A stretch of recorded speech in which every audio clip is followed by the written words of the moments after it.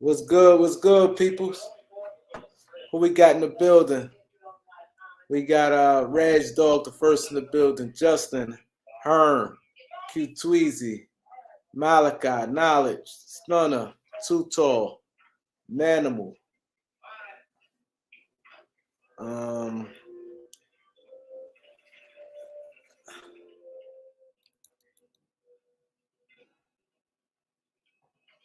we got Ronnie, Greg Brown, L.A. Ball.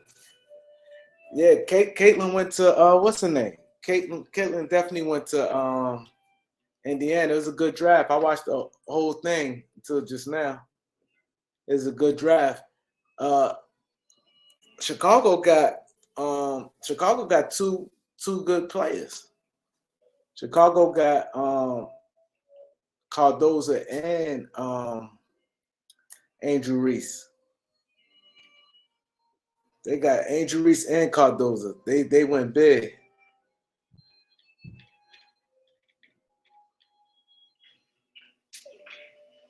That's a good look for them.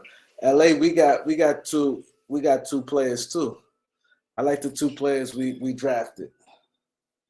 So it's gonna be a good season. Las Vegas, they sold out. They sold out. It's a lot of teams is gonna do good in the ratings.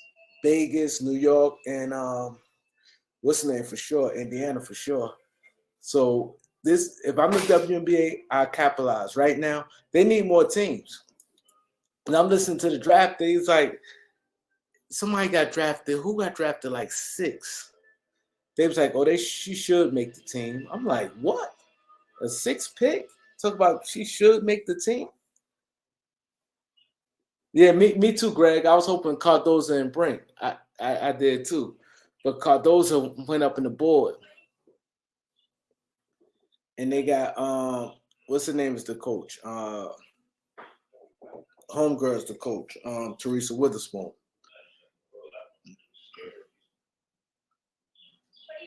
Word. Yeah, that was the thing. They had a. I definitely want to Cardoza. I think Cardoza's gonna be good, but that girl they got, Rakia Jackson's a beast. She's a wing. She could play multiple positions. She a bucket getter. So that's what the Sparks need. The Sparks need that. The Sparks need that. Yeah, but I think at the last minute they like, man, we better get this big. And see, Cardoza young and still learning the game.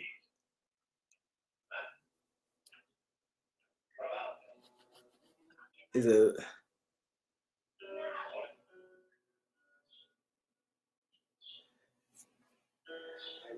I'll walk him down, Warren. And Cameron Brink is good. She good.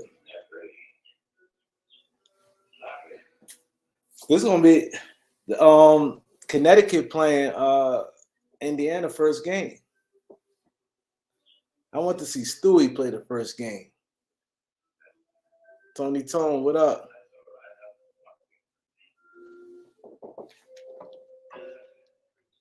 I want to see Stewie play the first game.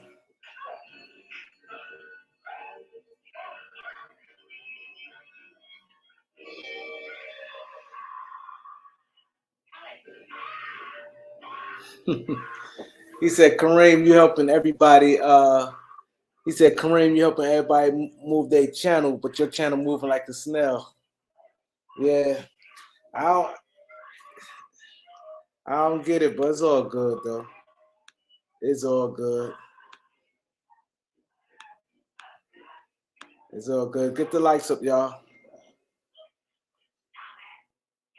It is moving like a snail. There's no anywhere I should be at least about 13 right now. I should easily be at 13,000. Easy, easy, easy. Because you should be. I should at least be able to get about. Should have been getting at least about 400 a month. 400 subscribers a month. What up, Elder? Hey, shalom, my brother. Can you hear me good? They'll hear you real good. They All took the right. camera off. Say it again. You took your camera off. Yeah, I did. If that's cool. No, I was saying because I just went back and I see Ringo. He was like, "Yo, I want to hear what Elder got to say."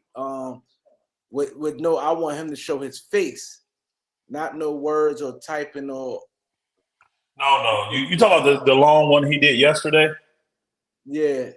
Yeah, if you go to the end of that, he got all the answers that he needed, and he good now.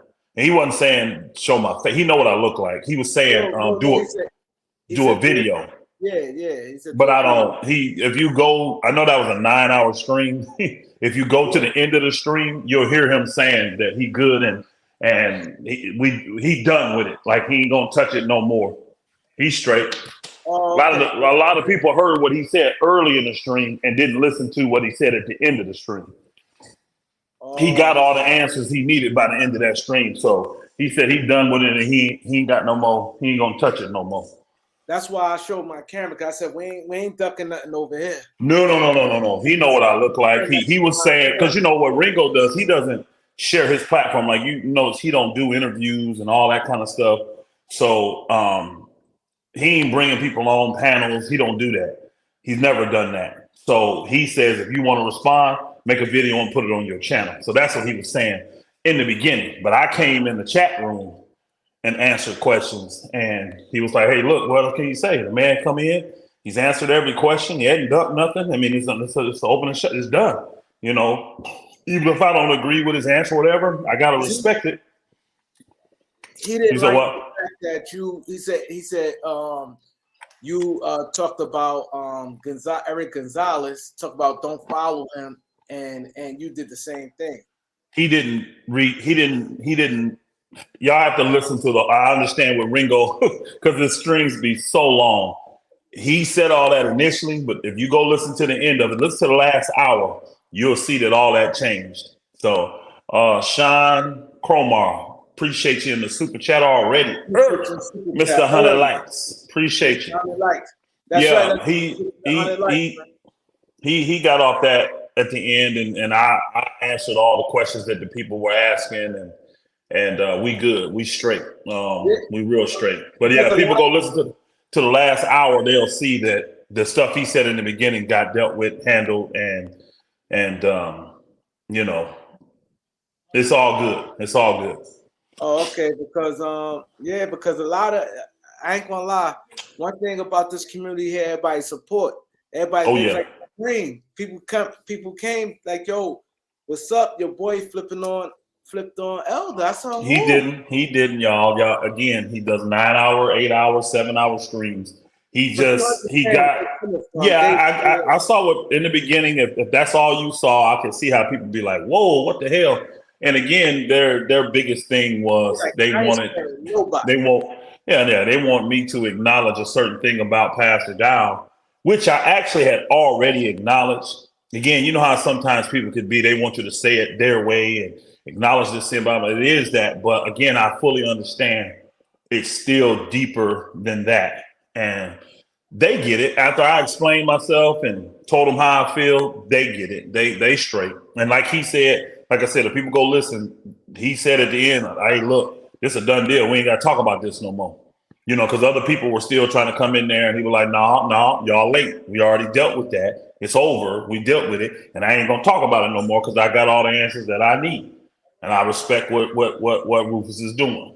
So, yeah. So what you explained to him why you had Eric name in there?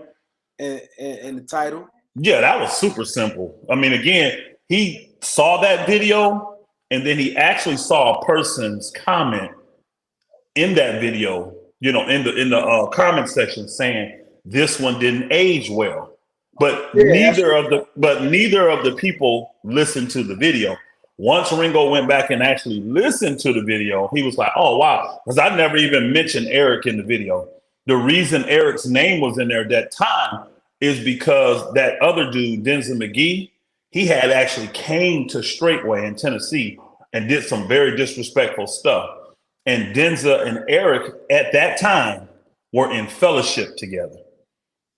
So they were both doing some things against the ministry that was just out of pocket, disrespectful. It had nothing to do with that other situation with his ex-wife and all that. Nothing to do with that.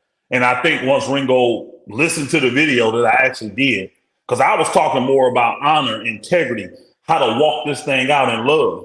Because I actually at that time saw Pastor Dowell do that with that dude Denza. So that's really what the 20-minute video was about. Me showing folk how to actually walk in the fruits of the spirit and not do the stuff that Denza did. And I put Gonzalez's name in it because he was in fellowship with them.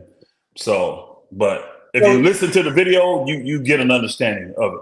Instead of just looking at the title, that's what people did. They looked at the title and ran with it, and they didn't listen to the actual video. If you listen to the video, I don't even say Eric's name one time. I don't even say his name one time in the video.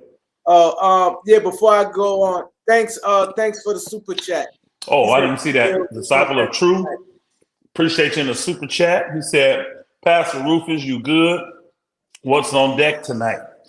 I don't know. Kareem hit me up earlier while I was handling business, and I'm sure we're going to talk about the Lakers and the playoffs that's coming up, and that starts tomorrow with the play-in tournament, right?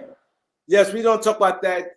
Definitely going to get into that. But like I said, the good thing about it, one thing, I'm always riding with you, and a lot of people in the community riding with you, because I ain't know nothing about this. So I said, let me do my homework. So I went and watched the video, and he was like, I ain't sparing no, but like you said, I ain't have time to watch no 9-hour video.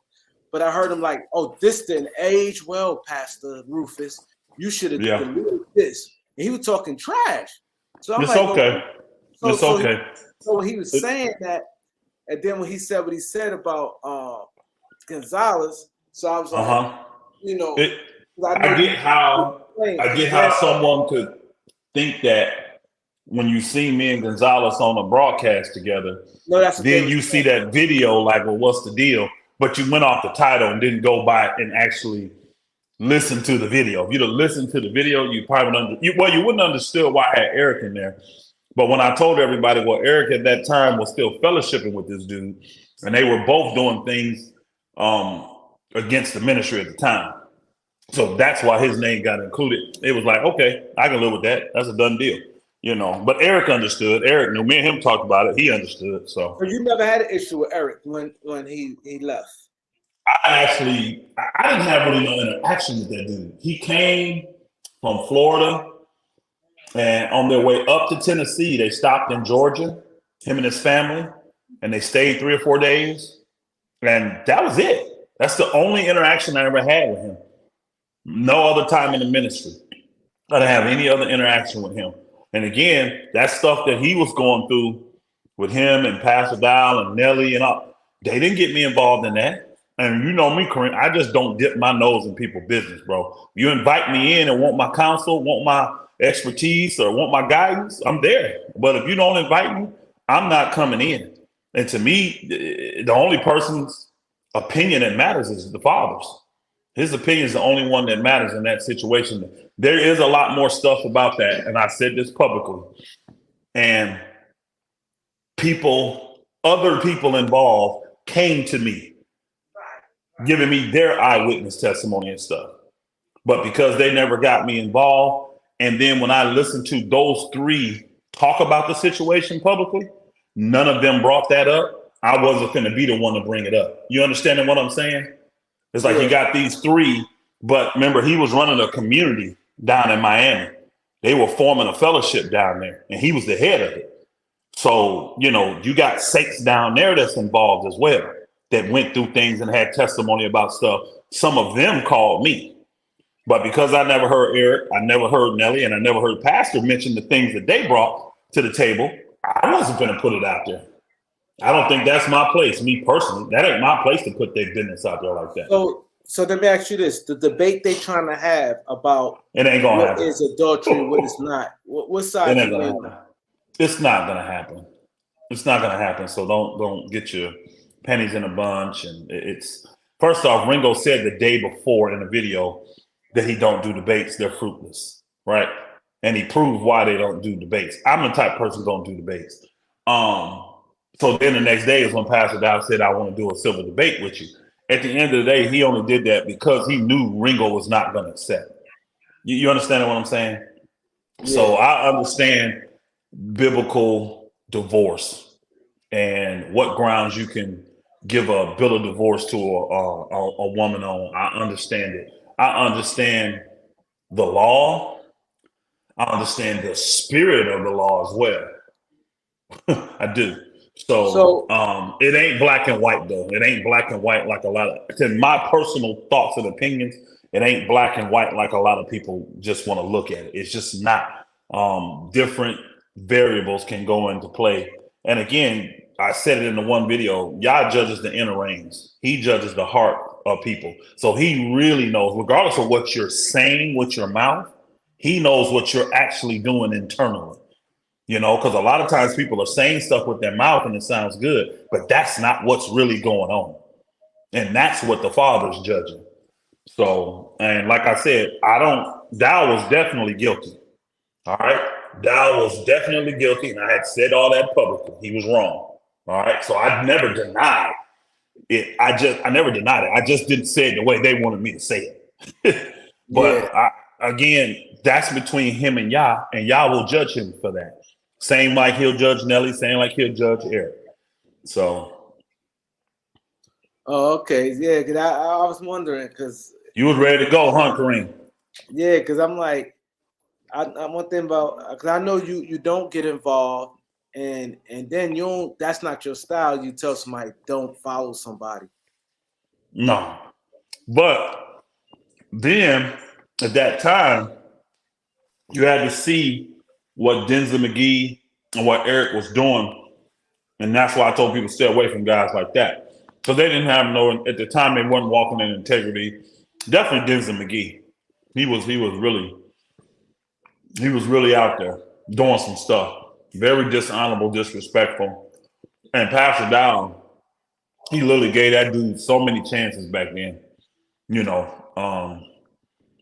it was just bad. It was just bad. That's all I can say. It was just bad. So Ringo, when he said his membership, he losing a lot of membership. He losing membership. Talking about Pastor Dow? Yeah. Oh yeah. He losing membership, he losing money.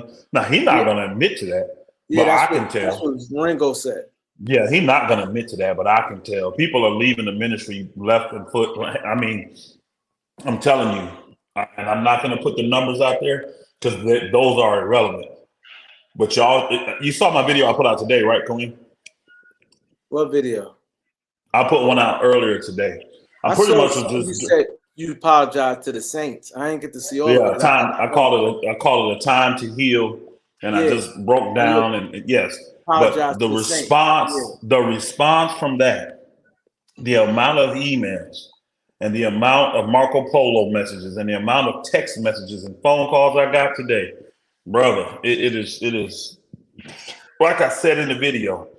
Israel is definitely hurting right now. That's why I'm not sleeping. It ain't because I'm repenting for sins that I've done. You know what I'm saying? I've wronged and harmed and sinned against no one. But again, in these situations, people's feelings are hurt. People are offended. You know what I mean? And now that you can see more clear, you can see where the level of manipulation could have come in. Because again, a lot of people that don't know straightway, they just think we're all right there on Tennessee with Pastor Dow. They just think it's all right. And we got I saw you explained that to him. You said, we got fellowships and communities all over. I never lived this straightway. I don't live on that land. That land is 4.5 hours away from me, y'all. You know, so I don't know the intricate details and the day-to-day stuff that's going on that land. Now, if you're talking to some people that have lived there for years, those are the ones that should be coming up giving some answers about straightway. Those people that's been living there for 12, 15, 18, 20, 22, 25 years. Them are the ones you need to get your answers from because they have pretty much seen it all. They would be eyewitnesses. But, you know, when we come on a Shabbat every now and then or we come for the feast, you know how it is, Kareem. If you got crap going on, everybody know if you got crap going on in your family, in your house, When your company come, your family show up or whatever, You you're ain't not gonna going see to play none of that stuff out. You ain't You're gonna going to see cover none of all that stuff up until everybody leaves. You're going to just play nice and do what you need to do. And then when people leave, you'll deal with it. And that's what happens in Straightway. It ain't no different than any other family. You know, but for people to think that every leader or every person that's a part of the ministry should know every single intricate detail about what the hell's going on, that's just unrealistic. That's just not how it works. I seen something in the I don't remember who chat, I don't know if it's Ringo, somebody chat. They said he wants you back. Is that true? You heard something like that? Somebody No. probably was trolling it. It's too late. Even if he did, it's too late for that. Now he can repent, and I would accept his repentance, but I wouldn't go back. No. I wouldn't go back. No. I mean, Jesus would have to make an early entrance and show up here a little early for that to take place. He's done enough to cast that die, and it's solid. You know what I'm saying? And again, it don't mean that I don't forgive and I'm holding anything against him. It just, think about it. It's like this. Let's say you got a business, right? And you invest $100,000 in it, and your business partner ends up stealing that $100,000 from you. Will you forgive him? Yeah. Will you ever go back into business with him again, though? The answer is no. You know what I'm saying? The answer is no.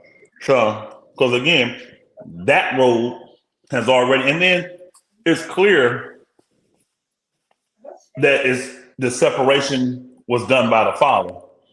You know what I mean? Even though Dowell made the decision to remove me from the ministry, that was a move by the Father. Now people can see this was just a time of separation.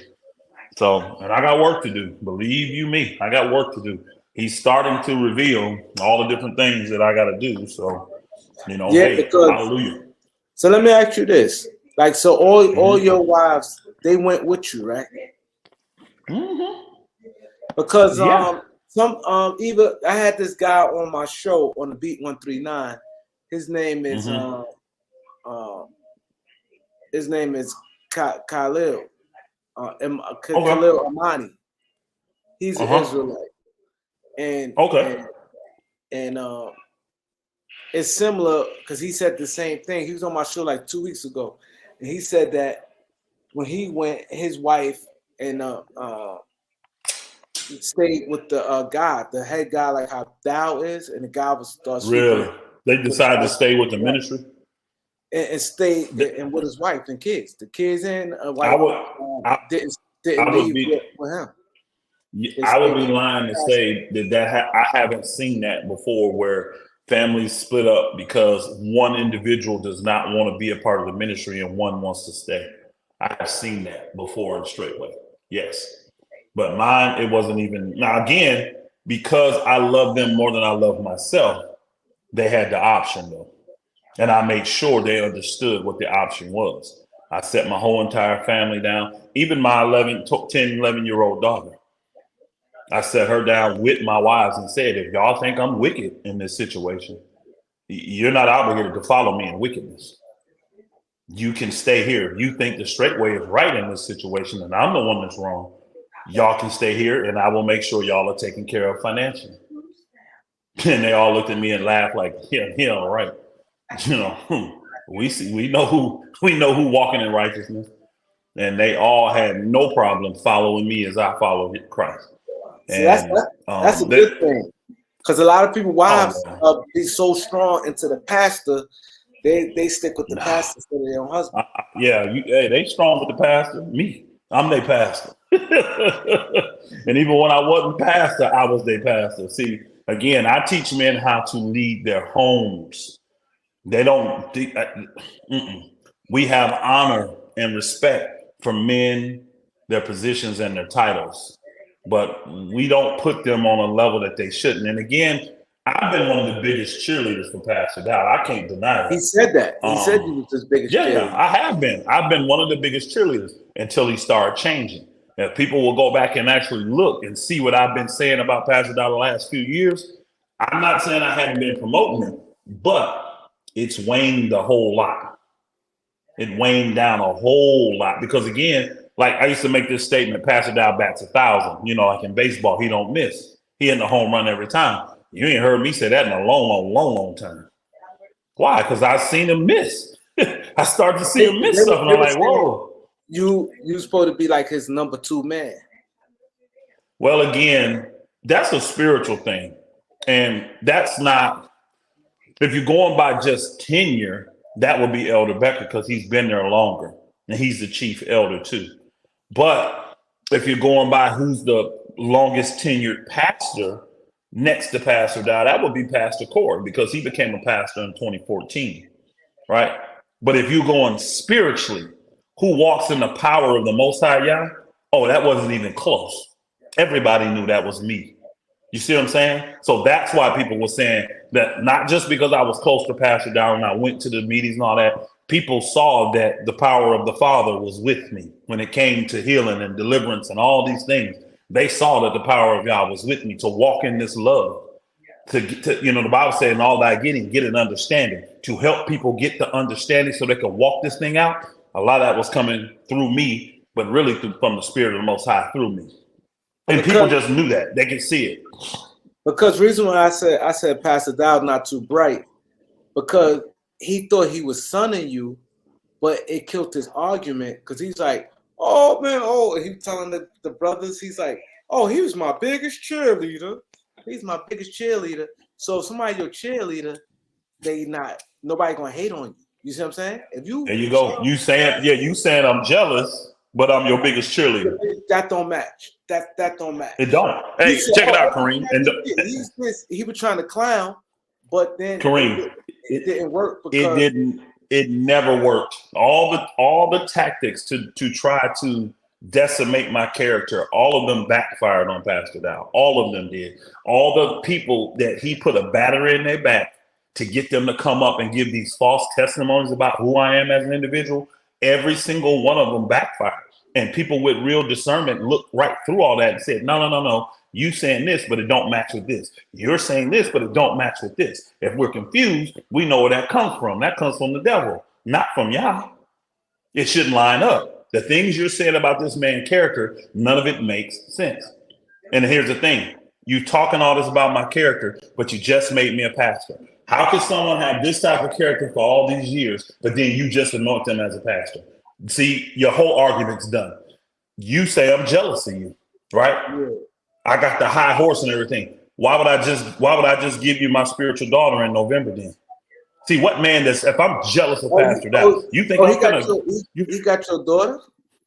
Yeah, my spiritual daughter, yeah. She lived in my house for the last 4 years. He just married her in November.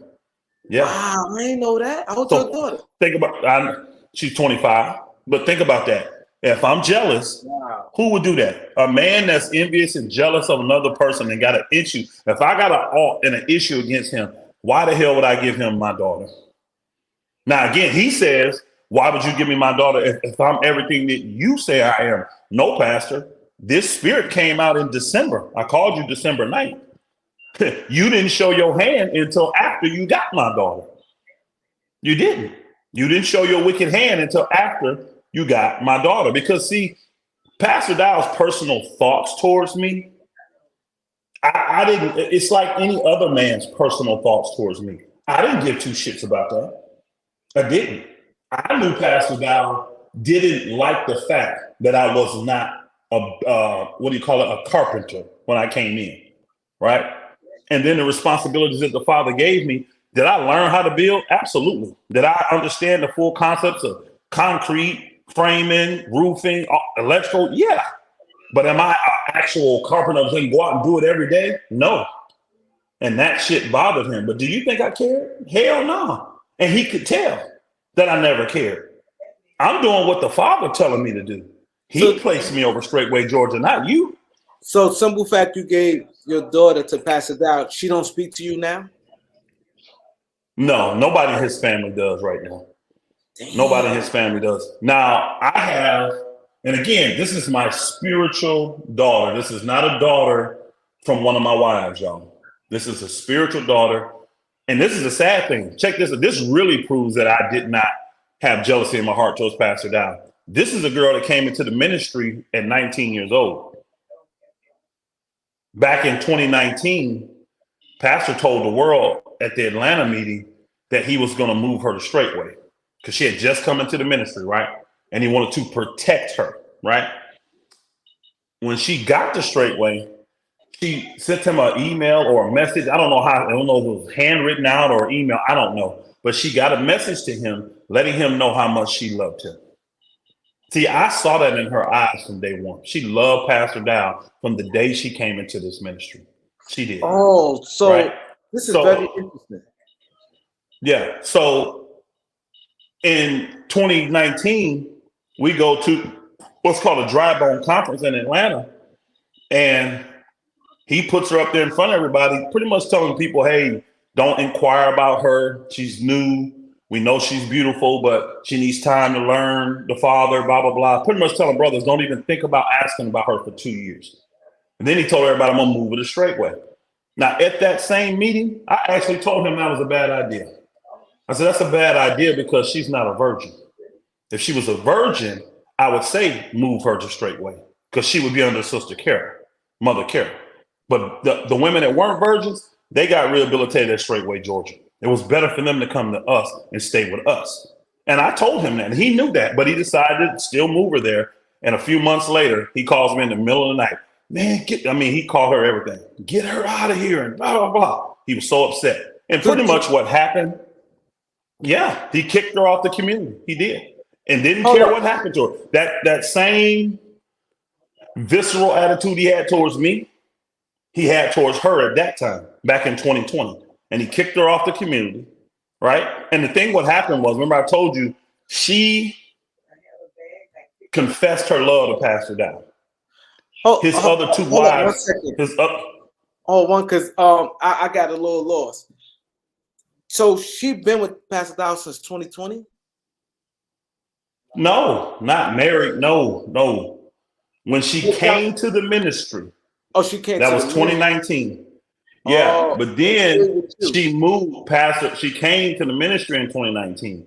Pastor Dowell, she was in Georgia, but he moved her to Tennessee. So she was living on the land with the saints in Tennessee. While she was there, she had been there a couple months. She confessed to Pastor through a letter how much she loved him, right? She ain't supposed to do that. She can. There's nothing wrong with that. The problem was his other two wives, the second and the third wife, they found out. Now, how they found out, I can't remember, honestly. But they found out. And then they had issues with the way Pastor Dowell was moving. When it came to communicating with her, this and that, they ended up having issues with her. It became a shit show. And eventually, Pastor calls me in the middle of the night and says, come get her. And I did. I didn't ask no questions. I drove up there in my Suburban. I picked her up, grabbed all her stuff. I told her, you ain't got to say a word. We ain't going to talk. Just get back home and we'll deal with you. She got back, of course. I mean, you're being kicked out of the community. She's destroyed. She's heartbroken. She's broken to the lowest level. So myself and my family, my wives, and the whole community of Straightway built that daughter up for the next 4 years. And she lived in my home from 2020 until November of 2023. So all of 2020, all of 2021, all of 2022, and pretty much all of 2023, she lived in my home because she didn't leave until November. So she was essentially there 4 years. You see what I'm saying? And we built her up to the level she was at. And again, she did an incredible job. But the one thing I noticed, Kareem, she never stopped loving Pastor Dowell. Even through all of that, I still saw that she never stopped loving him. You know, I had 60 men in the ministry ask me about that girl, inquired about her to marry her. But Pastor and she Dowell never cared. Pastor Dowell told everybody, don't look No. They came to me. He said that in the beginning. That was long gone. He said that in 2019. We were well past that. So that's why men were coming. So from 2020 on, when she got with me, men started inquiring about her. And I'm talking about leaders and all kind of the highest level of men to the lowest level of men were asking about that girl. But I saw the whole time that she still loved Pastor Dowell. And guess what? I just discerned that. I never said a word to her about it until it got to that point because there were things going on in Pastor Dowell's home that I wanted cleaned up before I was going to want to let my daughter go into that. And he got that stuff cleaned up. So when we got up here to this, we was at Tabernacles, got to this November, I was like, brother, let's do it. And the whole time she loved Pastor Dowell. So people say, do you feel sorry for your daughter? You gave it to this man and he done flipped out. I don't feel sorry because y'all gave her the desires of her heart. That's what the book says. She wanted Pastor Dowell. No, I don't. So out of all the men there, you think she liked him because his leadership, or I don't need to speculate on that. Kareem. Kareem, I don't need to speculate on that. I'm just keeping it a buck and telling the truth. I saw in her eyes from the day she got there, she loved that man. So the reasons why she loved him, I never had to ask her because it was irrelevant to me. And when it never changed throughout the years as she was maturing, when she was growing, when she was being restored, when she was getting deliverance and getting healed from everything she experienced from living that straight way, she still loved him. So then I waited to see his house get to a level where I thought she would be good for. Once he got it there, I said, no problem, go ahead and take her. And so that there lets you know, though, that's a 4-year process. How can I have envy and jealousy in my heart? And you kicked this girl out. You kicked her to the wayside. You did to her, Pastor Dowell did to her the same thing he did to me. He really did. Now, again, no one took it that way because I took her to Georgia and helped rehabilitate her. You know what I mean? Help restore her. So no one took it that way. But he didn't care. If I would have told him, hey, I'm sticking her on the bus, sending her back to Texas where she came from, guess what? He'd been like, whatever. That's how mad and upset he was at that time. So let me ask you this. When the time when he kicked her out and was so mad told you to come get her, you think they did anything? He slept with her then, you think? Or I do not. Nope. I do not. I don't believe he slept with her. No, I do not. I think she professed her love for him, and I believe that they started to communicate and spend time around each other. You see what I'm saying? But why are you so mad? Now, why you got so mad? Again, Kareem, I was not there, so I can't speak on secondhand shit. And one thing I never made my daughter do, her name's Selena. One thing I never made her do was tell me that story. It was irrelevant. It was gonna bring nothing to her restoration. It wasn't going to benefit her or help her. I actually had a season there where I told her she couldn't even talk to nobody in Straightway. Because again, the information and the conversation was so toxic. You know, people trying to get information to use it against these people and this and that. I said, don't even talk to nobody.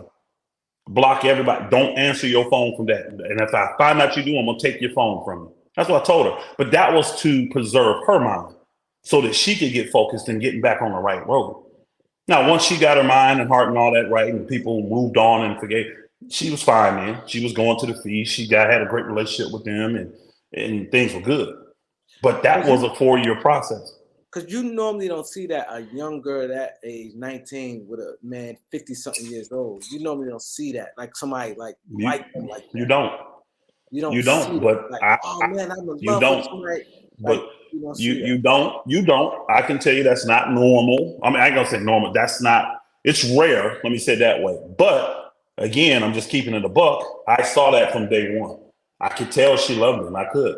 And it never waned. Even through the bad times and being kicked out of Straightway, she still loved Pastor Dowell. So who am I to stop someone from being with somebody that they love? You know what I'm saying? You're her dad, but protect her. No. What do you mean protect her? She is protected. I don't think he's going to just do something to harm the girl. You understand what I'm saying? I believe he loves her too. So, but his issue is with me, not with her. You know what I'm saying? He got a problem with me. He ain't got a problem with her. So am I concerned about her? No. I have another daughter there. My daughter from my second wife lives at Straightway. She's married to another brother there. Your blood daughter? My daughter from my second wife, she lives at Straightway. She's married to another brother. She's been there for years. But she got married to another brother. Yeah, she still speaks to me. Now, in this situation, you can't stop blood from communicating, right? No. In this situation, He has not said one word to her. He hasn't. He hasn't said one word to my daughter that's from my second wife. He ain't said a word to her the whole time this been going on. Me and her have communicated. I've communicated with her husband, but he hasn't said. I asked her. She said he ain't said one word to me, which is good. Which is good. That's the way it should be. That's the way it better stay. That's the way it better stay. So, Yo, we got again, we got I didn't even look and see that. Eastside Chris, man, salute my brother. Appreciate you. He appreciate the super chat. He said, "What up, Dowell, Elder and Kareem? Elder, do a part of you regret devoting all the time with them?" No, sir, not at all. And will you keep all your properties and start your own chapter and spread the word in your own way? It's only one gospel, brother. It was the same gospel I was spreading before I met Pastor Dowell. It's the same gospel I'll be spreading after Pastor Dowell straightway. So, will I keep all of those properties? Probably not. I probably will end up selling them and then just splitting the profits with the brethren that the land was just as much theirs as it was mine. That's what's going to happen. So that big mansion you was building, that should be almost. You mean done, that right? mini mansion? Pastor Dowell's building a mansion. I'm building a mini mansion. Mine's not even a mini mansion. It's got to be 5,000 square feet to be a mini mansion. Mine's not even a mini mansion. I was building a 4,000 square feet home. Right? It's like 48, right? 4,100 square feet. He's building over 13,000 square feet home. He the one building a hotel. He got a mansion, not me. Oh, so but that's still there. He's making a hotel. I mean, that's our side joke. We call it that because it's the size of a hotel. I mean, 13,000 square feet. You got some hotels that ain't that big. So, but that's a mansion. 13,000 square feet is a mansion. Oh, so I never knew that. So a mansion is so a mini mansion is 5,000. A mansion is 10,000. If I'm correct, I think a mansion actually could be over 8,000 or 9. I have to look it back up, but I know 13,000. That is considered a mansion. That is definitely considered a mansion. His mansion is in Tennessee. Yes, it's a straightway. Mm-hmm. He built it on. They're building it on the land at straightway there. So, but no, that house that I was building is still there, huh? No, I was going to ask, what happened? What's going to happen to that? It's still there. It's not completed. We got, of course, the exterior. We got a roof on it. We got all the framing on the inside done. We got the electrical run in it. So it still needs plumbing, HVAC, insulation, drywall, stuff like that. Exterior stuff, decks and porches and stuff. I don't know what's going to happen with that particular piece of property yet. I don't know. It could be sold and divided as well. I just don't know 100% what's going to happen with that particular piece of property yet. I don't know. So we'll see though. So he married her in November? Mm-hmm. He did. Wow. The 1st of November. He did. So now he capped and then out. He showed his hand a month later. So he capped out. He can't have no more wives, right? You only can have 4, right? He's not Muslim. I guess that's a Muslim thing. Oh no, he can have as many as he can afford. There's no restrictions in the Bible on how many wives a man can have. Think about it. David had more than 4. Solomon had more than 4. What's his name had more than 4. So it ain't no restrictions. It's however many you can have, you can afford, and how many you want, and So you and him actually have 4. Yes. Mm-hmm.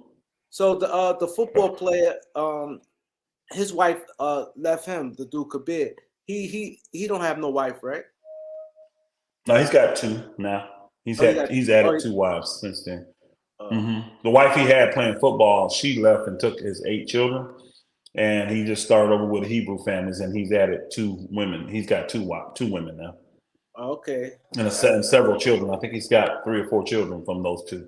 Because it don't even seem like there's that many women there. Like when y'all be having y'all thing, it seemed like a bunch of men. You know why? Because the men sit up front and the women sit in the back. And so y'all see in the front most of the time, you just see a bunch of men. But the women are all in the back. And I think that was never like told to people to do. Because if you go back and look at some old videos of Straightway, like 2011, 2012, you see men and women mixed together.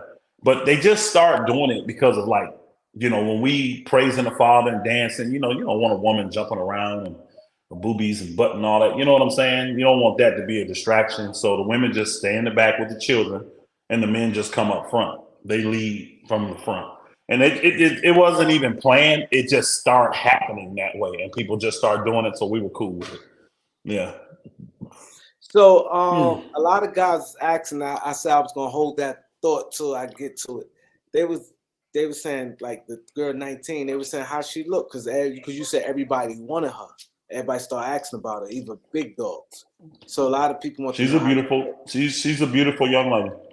She's very thin, very tall, and extremely beautiful from the inside out. But if you see her exterior beauty, I mean, it's on a supermodel level.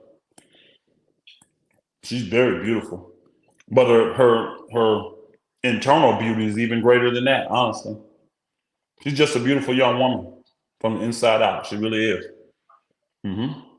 She's just a beautiful young woman. So you build her into being and your community build her to be a strong woman. Yeah, we restored her. She was definitely broken when we got her. And myself, Mother Jennifer, my other wives, and the whole community of Straightway, Georgia. Because again, the environment is what really matters. You got to put people in environments where they can grow. And that's one thing that the Most High had me doing down there in Georgia, was making sure that people could grow spiritually down there.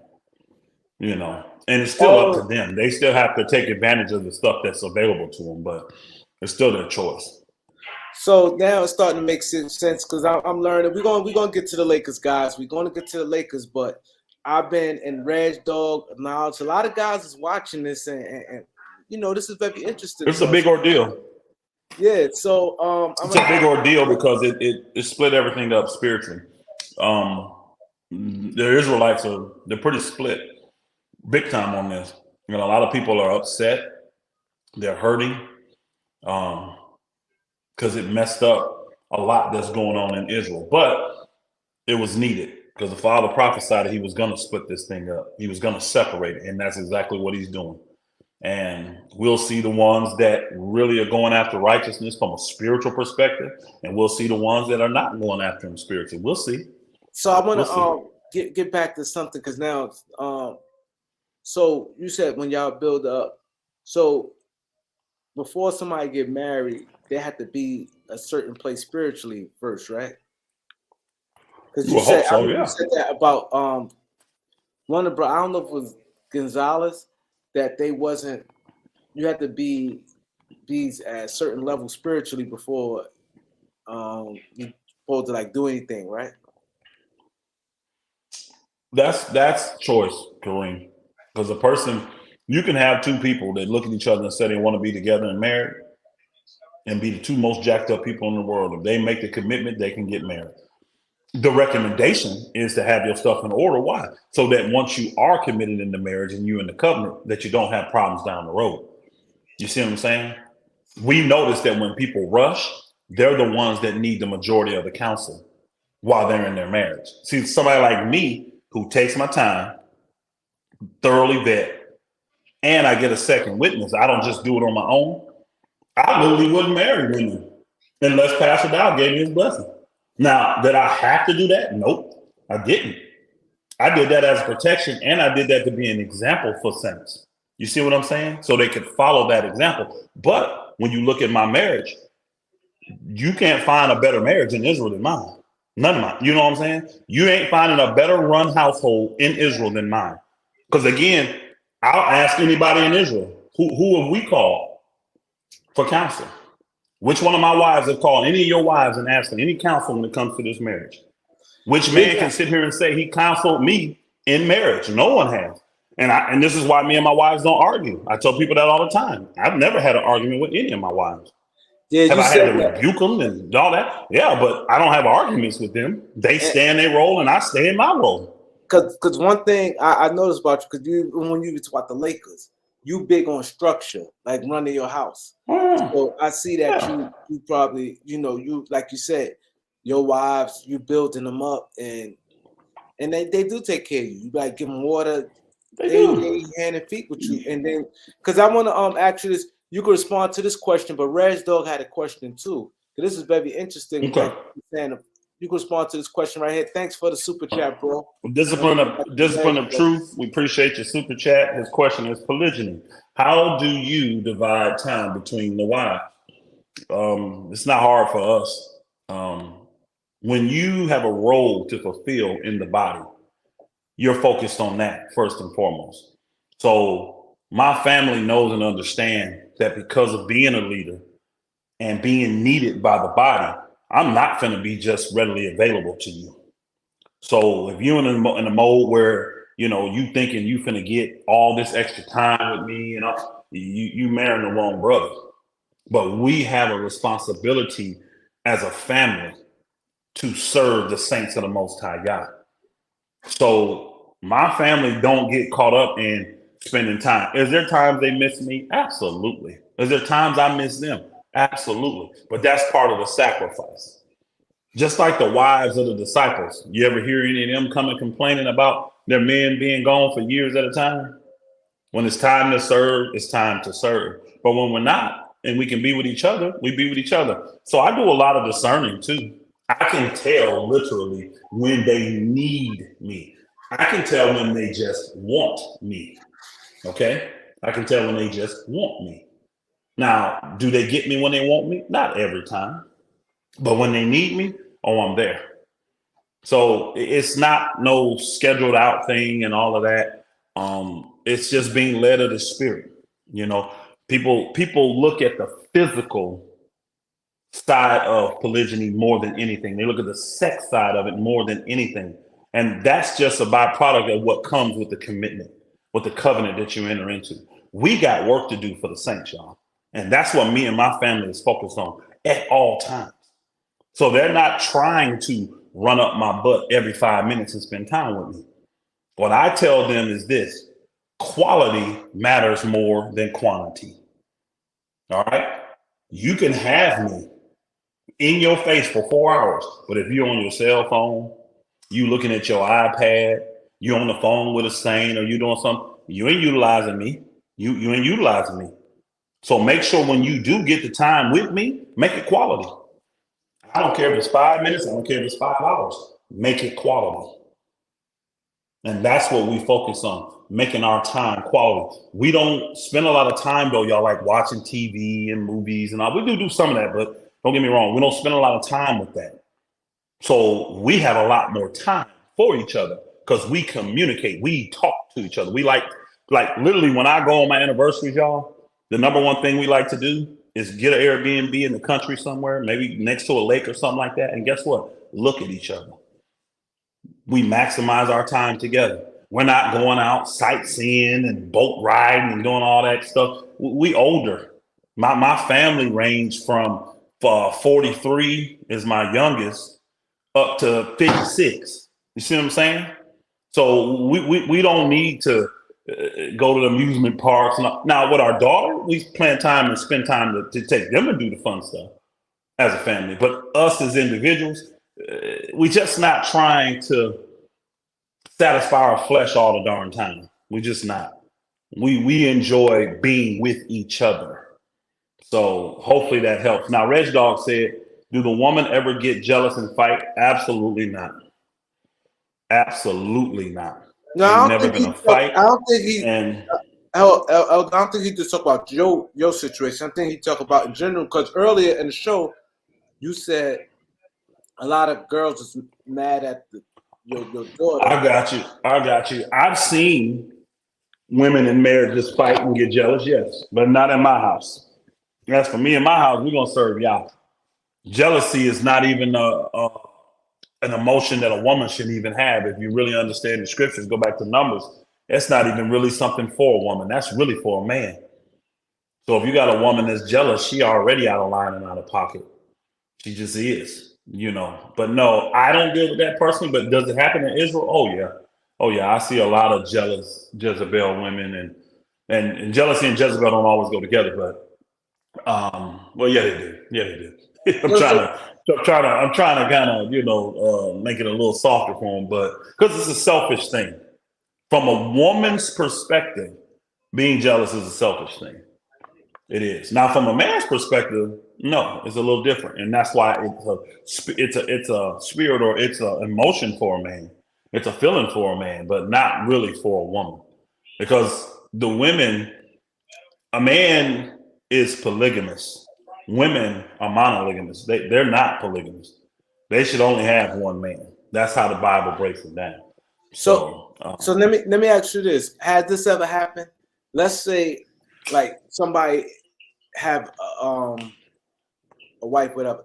Do they get divorced and marry somebody else that's in besides the pastor, like this a regular elder or somebody? Do they a regular marry brothers. a Mhm. regular brother? Do they marry somebody else that's in the same, or they have to go out and be with somebody else? No, I've seen it before.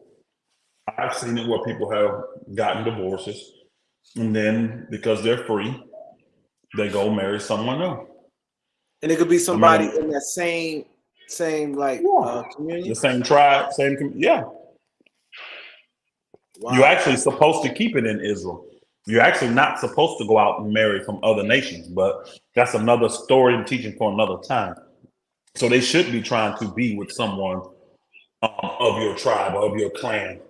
So when they get divorced, they have to go through Pastor Val to divorce them, right?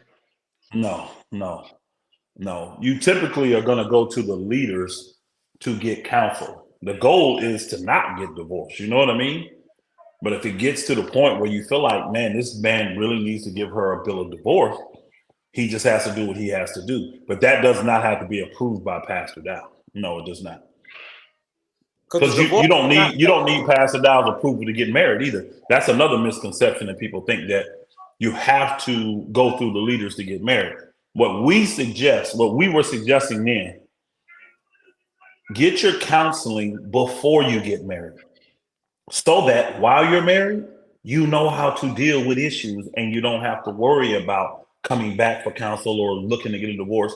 I'm telling you right now, all the people that have submitted themselves and got all the counseling they needed before getting married and getting to that commitment, none of them come back for counseling.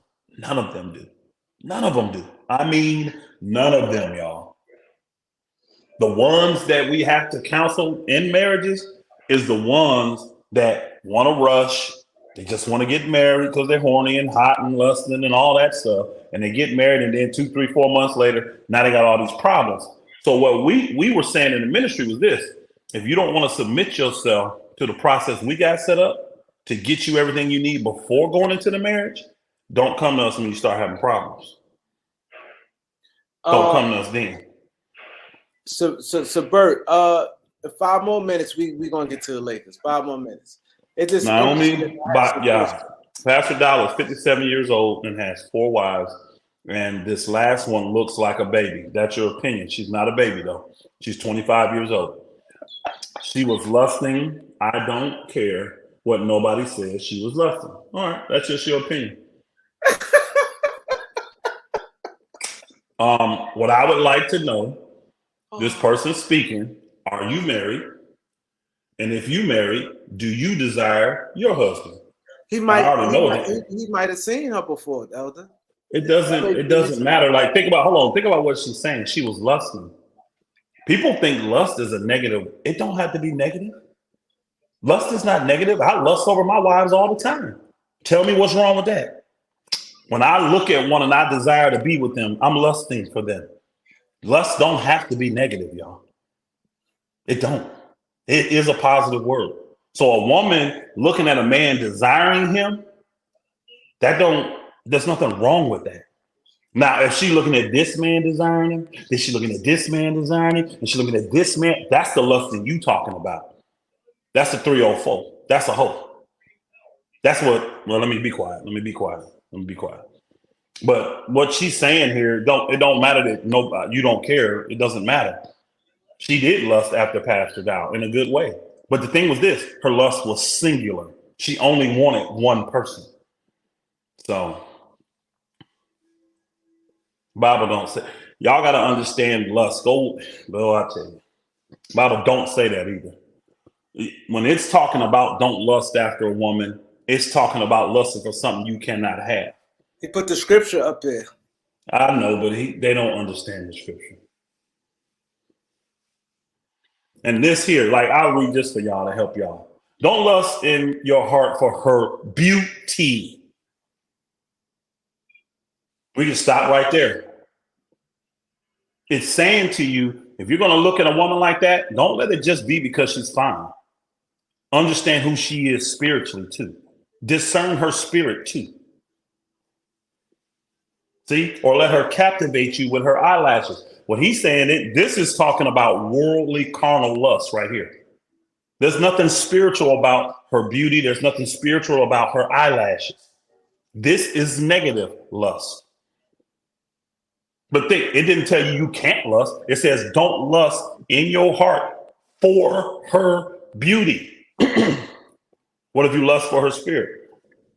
And then once she's yours, you think the Father has a problem with you lusting for her body? If you do, go back and read Songs of Solomon. Go back and read some of the Proverbs. He ain't got no problem with you looking at your wife's cookies, cakes, whatever y'all want to call it today, and wanting them. They're yours. So we gonna get the basketball. What we doing, man? You want me to preach or you want me to get the basketball? What you want me to do today? Now we'll talk about basketball. I just a lot of people very interesting because it's amazing. Like we hearing like it's so much coming to us. Like I've been following what Ringo's saying, what Dowell. So it's like so much coming. So it's like, this is different. I get it. Most people struggle in relationships because they're selfish. Their mindset and their attitude and their disposition towards the individual is from a selfish standpoint. And that's why relationships fail. That's why. If you understand what your role is and you are committed and dedicated to fulfill your role, you don't have issues in relationship. People literally call me a lie. No, ain't no way. It is impossible not to argue with your wives. I tell a friend this: don't it take two people to argue? Can one person have an argument by themselves? And I'll be like, no. I'll be like, if any of my wives ever got to that point where they would try to argue with me, which none of them have ever had, none of them had. If they ever did, though, guess what I would do? Walk away. I wouldn't even give them the time of the day. I would remove my presence from them because obviously they're in the spirit. So let me ask you this: do a lot of, I can say a lot, but do some cheating go on in there that people get in caught where? In that community? Kareem, think about the question you asked me. I don't live on that community. No, but I'm saying, like, or your community, do people? Like, no, I have never heard of nothing like that. That's just not becoming stuff that we do, bro. That's not even a part of our lifestyle, bro. Okay. Like that's something that just doesn't happen, bro. It just doesn't happen. It's not even, it's so far off our radar. That's carnal, selfish, worldly stuff. Okay. Worldly. Yes, worldly. If you have a spouse that's lacking in an area, the book gives you guidelines on what you need to do if you're a woman, what you need to do if you're a man. And see, part of the protection of the community is that if you lacking in an area, your brothers will see it. I can see if you neglecting your wife and your children. And guess what? Because I love you, I'm going to have a conversation with you. You see what I'm saying? There's some safety in the multitude of counsel. There's some safety in the community as well. Jamie didn't say that. That's not true, distributor. He did not say that. People are speculating because he made that statement about they're coming out the bushes or whatever. And you have to understand what that means, y'all. If you've ever been a straight way, you have to be a straight way to really understand what Jamie means. They were not coming out of the bushes, y'all. But they were surrounded by woods. And it was dark. It was dark outside, 11, 12 o'clock. So that part got, stop, Kareem. That part got thrown in for comic's sake. That part got thrown in to entertain y'all. That is not what happened, though. That is not what happened. And Jamie never said he thought Pastor Dowell slept with his wife. He never said that. He never said that. He did not. Others have tried to insinuate it, but Jamie never said that. No. Jamie never said that. Yo, Pastor ain't no joke, boy. Pastor Dowell. See, that's the stuff people put out there for entertainment purposes only.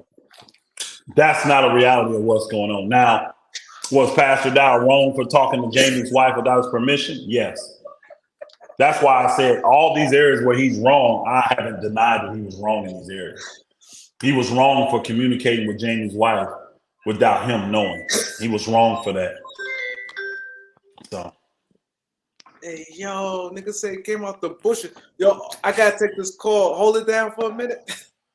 All right. Well, we're gonna get to basketball then. What we finna get to?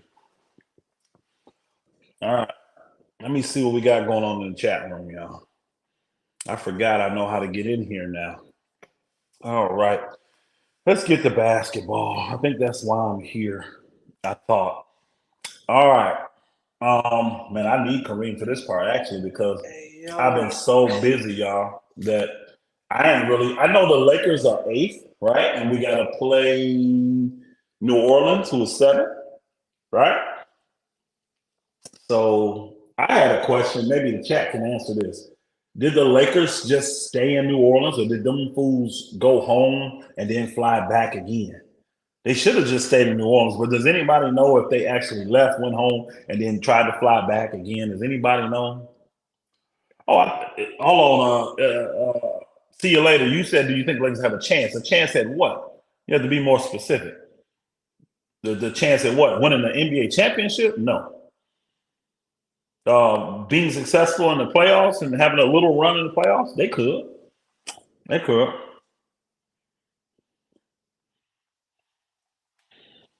They could. They could. But beating Denver, okay. Yes.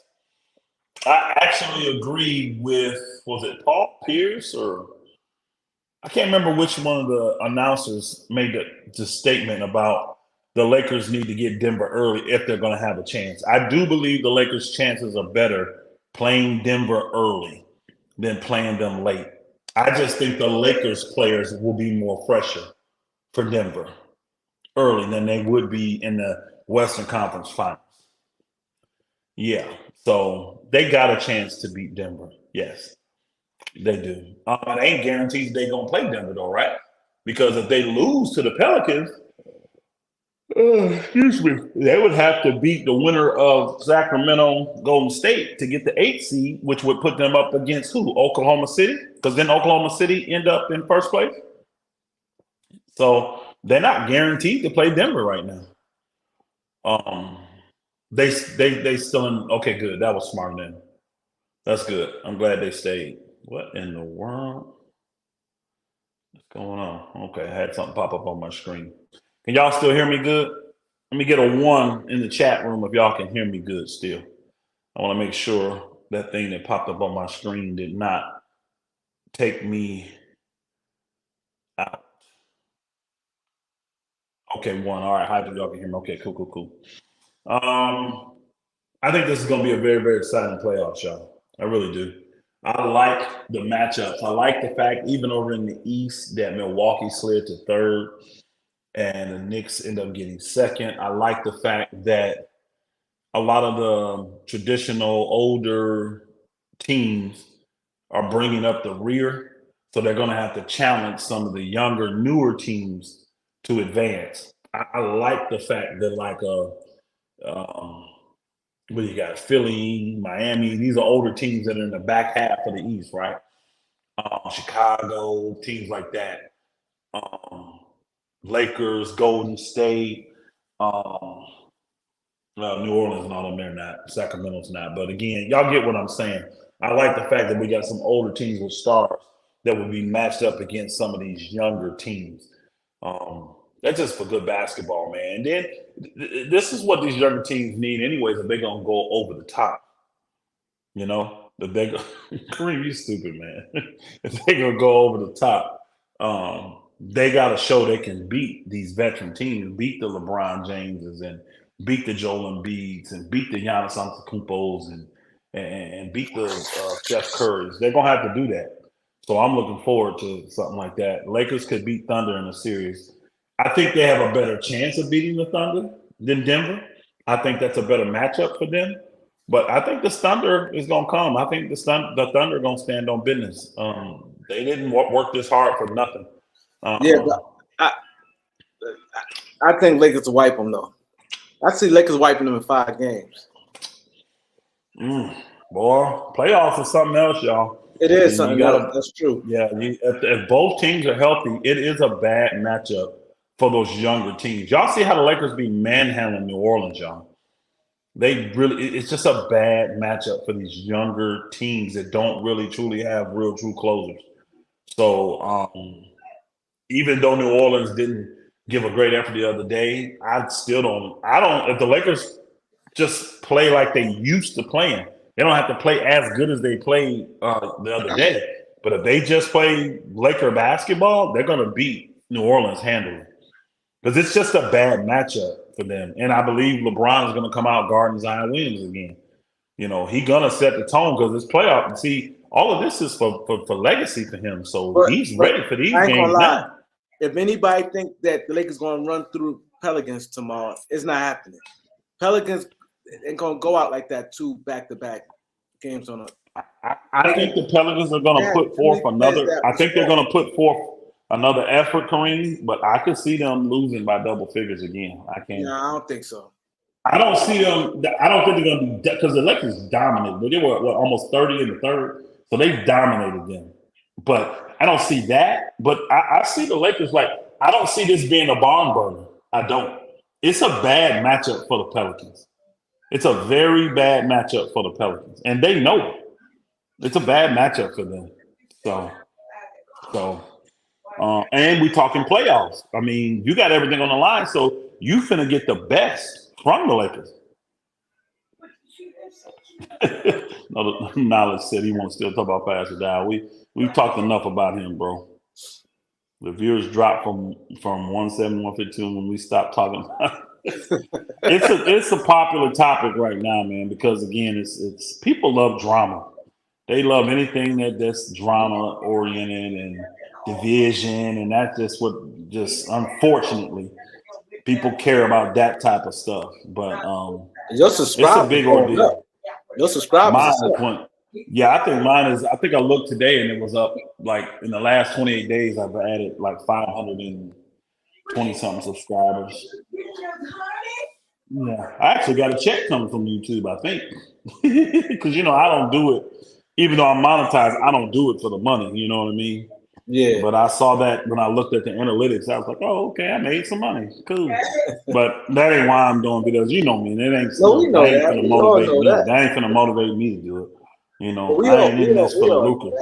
You've been on YouTube long enough. We know. Yeah, I ain't in it. It'll grow organically like that. And I'm sure once I can relay the information to the people of what it is I'm actually going to be doing, it'll go up even more. It'll go. I mean, today when I did that video and I put my email in the description thing, man. I mean, I was overwhelmed with the emails I got, man. I was overwhelmed. I'm not even gonna lie. I was overwhelmed. Yeah, because you got 3,000 views, right? 22,000. I don't even know how many views. I ain't even looked at that part. I did because actually I was just busy, because I'm here handling business and in Texas. But my wife had to text me and say, "How's those emails looking?" I was like, "Ooh, I need to go check." And when I went and checked, I was like, "Oh boy." And a lot of them are long. People have a lot to say. They want to get a lot off their chest, and they need guidance. They need instruction. They need fellowship. So just because 2 men decided not to fellowship together anymore doesn't mean that Israel's going to stop, and the work of the Most High is not still going forward. You know what I mean? So, but I was definitely overwhelmed by what I saw, but I thank the Father. I'll take my time and respond and be led when I do that. But it is what it is. So hey, salute everybody. I'm seeing a lot of. So let me ask you. I'm gonna give you the series, and you tell me who you like. All right. So I start with the East Coast. The Knicks is 2. Oh, they don't got it's not set yet. Who's set over there? Indiana and Milwaukee, they set. Who you like on that? Milwaukee does not have Giannis, right? They say he might be out. That injury If must be Giannis, serious. if Giannis is out, Giannis I'm don't miss going. games. He must really be Yeah. hurt. If he's out, I'm gonna definitely take the Pacers. I'm gonna take the Pacers. Who else is set? I think 4 and 5. The Cleveland and Orlando. You know, I'm gonna pick Orlando just because of what Cleveland did. You know, sabotaging the game to get to the 4 or 5 seed instead of standing in the 3 slot. So I'm gonna pick Orlando. I Yo, don't they like when saying teams do that. you believe they did that? 'Cause they saying they did. Yeah, yeah. Come on, man. Yeah, Cause they I could don't have like easily that. went past Milwaukee. To me, I'm like, well, they would have been playing Indiana. They didn't want to play Indiana because they'd have been the 3 seed, and they would have had to play Indiana. So apparently, they didn't want to play Indiana. And they'd So rather play Orlando. I'm not sure why, honestly. Salute Warren Law. I don't know what the. Hey, I see this a lot, y'all. When you see the little half emoji, and then somebody had your name after it. What does that mean? I don't know what that means. Wait, you saying Warren? You saying Warren joint? That little. Yeah, that thing. What does that mean? I don't know what that mean either. I be saying. I see a lot of people do that. I don't know what that means though. I be saying it too. When somebody educate me on what that means. Oh, it means salute. Okay. Oh, I see it now. I see it now. I get it. The hand is up there. I see it. Okay. Wait, I don't see no hand. Yeah. The little hand, that's a hand on the side of the face. To the left there. That's a hand. That's a hand in a salute. When you put it up like in the military. You don't see that? Oh, you yeah. don't see that? Yeah, that's a hand. That's it. I get it. Cool. Judah Rising, salute my brother. Judah So next Rising, series, what you got next series? So in the because we can do the let's do the playing games. Let's do the playing games first. All right, yeah. So who you like in the playing game? Philly and Miami. Philly. I like Philly too. I think Philly's too much for them. I think Embiid and I think Matt. I don't even think Tyler Hero playing. He been playing, ain't he? I don't think anybody Tyler Hero playing. He was back. Tyler Hero back. Oh, he back. Mm-hmm. So, okay. So who you like, Atlanta or Chicago? Chicago. I kind of like Atlanta because I think Trae Young in one game, I think he's gonna go off. Trae Young is back? Yeah, he back. I just think Trae Young just gonna go crazy. No, I'm gonna pick Chicago on that one. I just think I think they got too much experience. In the playoffs, I just think because I like Atlanta. Who got Atlanta or Chicago? Chicago got the guys to guard Trae Young though. That's why I like them. No, none of them could do nothing. I don't see neither team. Nah, they definitely doing no damage. They just got a little extra game. So I got Philly in the 7th seed, and I got the Bulls in the 8th seed. Oh, so you think Bulls gonna beat Miami? You know what? Yeah. Yes, I do. Yes, I do. I'm gonna go. That's my upset. I like Miami. I think Bulls it's over Miami and Boston, and Philly and New York. To me, with Miami, it's feast or famine. And since they feasted out last year and got all the way to the finals, they're gonna fan it out this year, in my opinion. I think they're gonna fan it out. That's what I said. They ain't getting past the first round. I don't even think they're gonna get in. Cause I made a bet with oh shit, I had to clarify that bet. Cause what if they don't make it? Cause I bet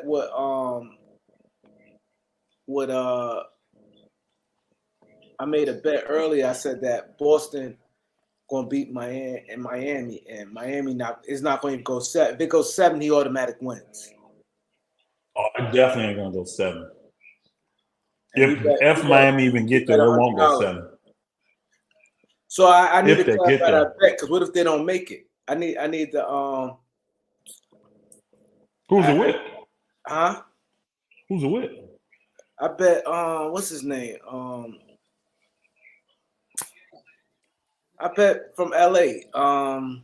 My boy. That's my homie. He support heavy. From LA. Who I There's bet so many earlier, brothers. y'all? There's so many brothers from LA in here. Damn. King David. King David.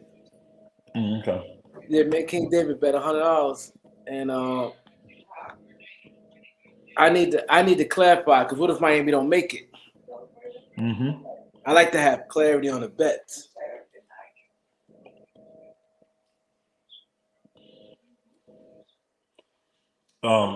Jay Prep, he is not a Green Beret. Dr. Dowell was not a Green Beret. He's probably trained in psychological warfare tactics, but he's not a Green Beret. Yeah, I think I seen somebody said that. They was like, Yeah, he's not a Green Beret though. His beret is red. He has a red beret or maroon it beret. was like Elder talk about pulling up. They said Elder can't beat Pastor Dow. They said Pastor Dow is in great shape and he know karate. They said on somebody chat, because you know he's playing the video. You know he played the video with me and you. Yeah, I know. And I saw maybe he was like, yo, I will pull up on them. I will. They know I will too. And they were saying that they said Elder can't beat Pastor Dow. They said he might be old, but he's in shape and he know karate. Cool. All right. So he's not to that point. If you get to that point, put your money on Pastor Dow. Then that's all I tell you. Now again, I have no desire to thrash none of them dudes, but I definitely ain't ducking no smoke. They were the ones that started putting it out there. Matter of fact, it started with Pastor. He backed away, but I heard other people said it. They claimed they didn't, but I had proof that they did. I ain't afraid to meet none of them dudes in the field. Because that's real war. I don't fight to get an advantage. I don't fight to say that I beat you up. If I'm fighting you, somebody's going to die in that field. I promise you that. Somebody's going to die in that field. Now, if you're a better man than me, you have to show me. You have to show me. Yeah. Don't let the size fool you. Don't let the lack of shape fool you. Because this ain't no boxing. We ain't gonna go 12 rounds. So I don't know what in shape got to do with anything when it comes to actual fighting. So, Yeah, they were saying that. I was like, oh shit, he a Green Beret. I mean, a karate expert. I don't give a shit. And again, you think I'm Elder Rob? I see you in there. You think I'm scared of him? You can have your opinion. You can have your opinion like anybody else. I don't think he can whoop me. I don't think you can whoop me. I don't think nobody over there can whoop me. Who's Pastor Rob? Ain't no Pastor Rob. It's Elder Rob, man. I don't know who that is. Elder Rob. I'm thinking that's Elder Rob from Indiana, but that's probably a troll account. That's probably a troll account. You think so? Because he seemed like he know who Pastor Dow is. Time, date, location, bro. That's what you want. I ain't gonna duck no smoke. He's saying I ain't ducking no smoke. I ain't ducking no smoke, Elder Rob. I ain't ducking no smoke. I told you, I'm telling Mir, I told Corey, I told Dow, I ain't ducking none of y'all. If that's what y'all want, y'all can have that. See, Pastor Dow started that shit in the, they did that video with the brothers. Remember the brothers from Georgia when they had that meeting and they wouldn't let me come? Yeah. He said it in that meeting several times. Then he backpedaled, which was fine. But I still kept getting communique from straightway brothers saying that this person wants you in the field. Whatever. Time, date, location is all I'm saying.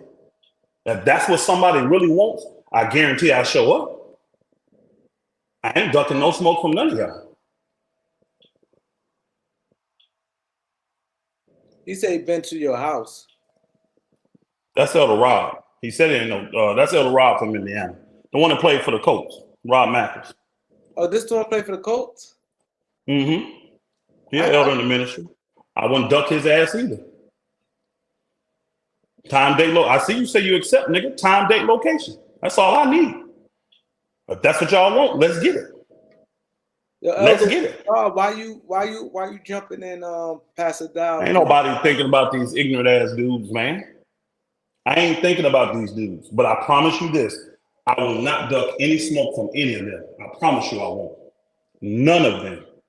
Let them put something out there with a time, date, and location, and watch you show up. Watch you show up. These niggas, I have zero fear, zero, and we're gonna see who a better man is. Why they think Pastor Dowell so tough? Because you heard he's like, oh, you can't. They think they tough. They think they tough. I don't give two shits what they think. I don't. And I guarantee I'd show up and they would have to show me how tough they are. They would. Now, again, I ain't the one putting that shit out there, but I sure will be there and I sure will finish it. Oh, I've been to his house. I don't think he's ever been to, I think that's what he's saying in there. Yeah, I've been to Elder Rob's house. I don't think he's ever been to Indiana. Yeah, you've been to my house. Yes, you have. Because you came there to help do the blocks. You've been to my house, so stop it. Yeah, you have. You've been to my house. Now I'm questioning if that's even Elder Rob. That may be a troll account. Because Elder Rob has been to my house. He's been to Georgia before. Oh no, you know what? No, he didn't come to Georgia. That was that was Deacon Samuel and Pastor Mir. That's right. He has not been to Georgia. He hadn't been there. But I have been to his house. I ain't ducking smoke for none of these niggas. I promise you I'm not. Let them put a time, date, and location out there and find out what happened. Find out what happened. Somebody gonna die that day. That I can guarantee. I can guarantee that. I guarantee it. Yeah, I remember now, Rob. That was Sam and Deacon Sam and Mir. Those are the two that came. You didn't come. You didn't come. It don't have to be in Georgia. I said time, date, location. I don't give a shit where it's at. I don't give a shit where it's at. I'll be there. I promise you I will. I don't fear none of you niggas. I don't. Yo, Rob, why you so mad, man? Like why? He ain't mad. That's just that's the selfish, the immaturity that they follow in Pastor Dowell. He starts that type of dumb shit. He does. Run it, nigga. What you talking about? Elder Rob, you got my number. I didn't block you, nigga. So if you want this smoke, nigga, all you gotta do is make a phone call. Send a text, nigga. We ain't gotta do this in the chat room. I don't block you. I only block Dowell. I only block Dowell, nigga. So if you want this, hit me up, nigga. You got my number. This shit's simple. We ain't got to go through this bullshit. These little games. I don't know why you want this smoke, nigga. All of them into that shit. Pastor Dowell, I ain't concerned about none of you Negroes. And I'm not going to get hurt. I promise you that. I don't give a shit what weapons you got. You're going to need them. I know that. That's not Pastor Dowell. You going to need. You sure about that? It probably is. Because they spy on everything they spy on everything I do. I ain't thinking about their ass. I'm not watching what they do. I don't give two shits about what they're doing. I don't. I don't care if it is him or not. Pastor Dowell don't talk like that. Don't talk like what? I got weapons fully loaded. No, he do talk like that. What are you talking about? That nigga do talk like that. Yeah, he do. He gonna need them weapons. For me, he will. Come down right now. We don't want to get to that. Shut up. Nigga know I'm in Texas. I we can get back to the show if y'all want to. We can get back to the show. I think, I don't think that one's real. But the other one, Corey, I think that, Rob, I believe that's real. But that Dowell, I don't think that's Dowell. Yeah. Either way. Let's get back to the show. We'll get back. So Minnesota and Minnesota. No, you gotta go to the play-in on the West. We did a play-in on the West. Oh, the play-in, yeah, the play-in. So Lakers, New Orleans. You already said Lakers. Yeah, I'm gonna pick the Lakers for that.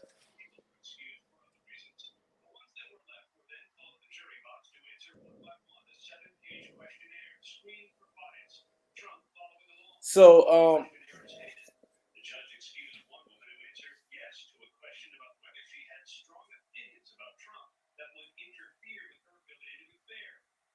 Who the next playing game? Knicks gonna play the winner No, no, between. no, no. The next. I said the next in the West. We already did the East. You said Lakers. What's the Oh, other one? and It's Sacramento, Golden State, Sacramento right? and Golden State. Yeah. Oh boy. Is anybody injured in any of those games? In that game there? Sacramento Golden State. That's gonna be a good one. I would say I'm gonna go with Golden State. That's a bonus, boy. I'm gonna go with Golden State. I don't know. And then I will pick. I will actually pick. Cause Monk and Herder out. Oh yeah, Golden State got that. They don't got that. Yeah, and then I'm gonna actually pick. He said New Monk Orleans to beat. I'm gonna pick New Orleans to beat Golden State.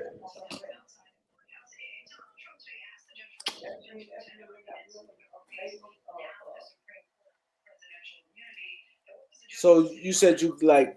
So now, New Orleans and New Orleans and Golden State. Who you like on that one? Could they be playing New Orleans? I like New Orleans actually. I like New Orleans.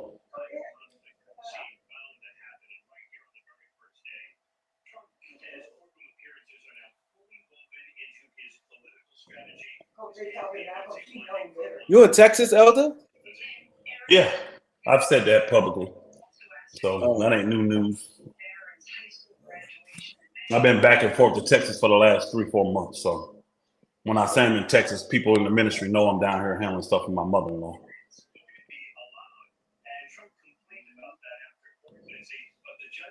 Let's go, Kareem. What you got? I'm trying to think. All right. So then it'd be Lakers and Denver. Then it'd be New Orleans and OKC. How you like New Orleans or OKC?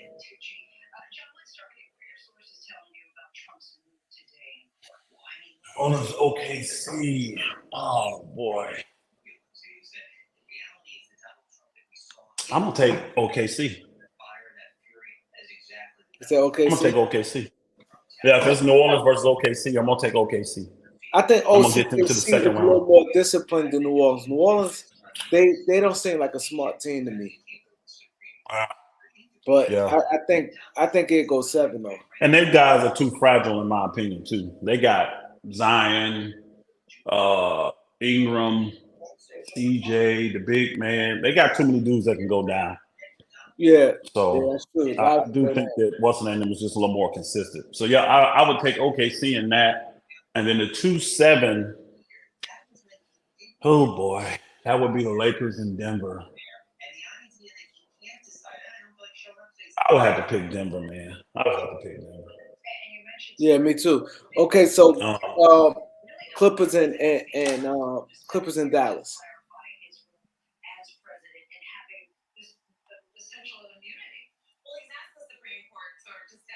Hold on a second. Clippers and who? Dallas. I'm gonna take because I don't think Kawhi is healthy.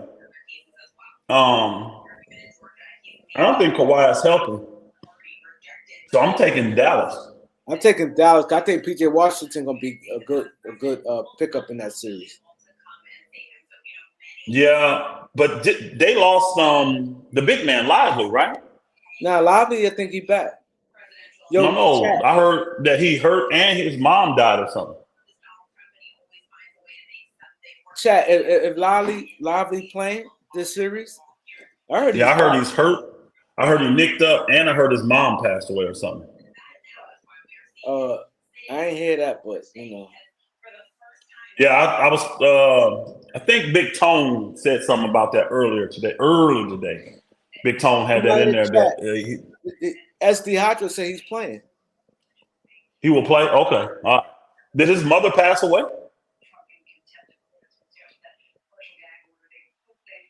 I agree with you, Gerald. If Kawhi played, the Clippers' defense is better.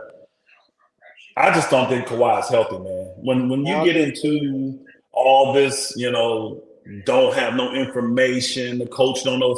That's typically when Kawhi is keeping information from the team. And that's their way of trying to quote unquote stay honest, but at the same time let you know they don't have control over Kawhi's medicals. You know what I'm saying? That's essentially what that is. So that's essentially what that is. Yo, Well, you know it's that's crazy. essentially what that is.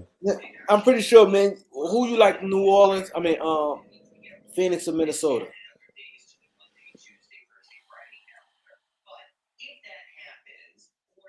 Many third, right? Phoenix 6.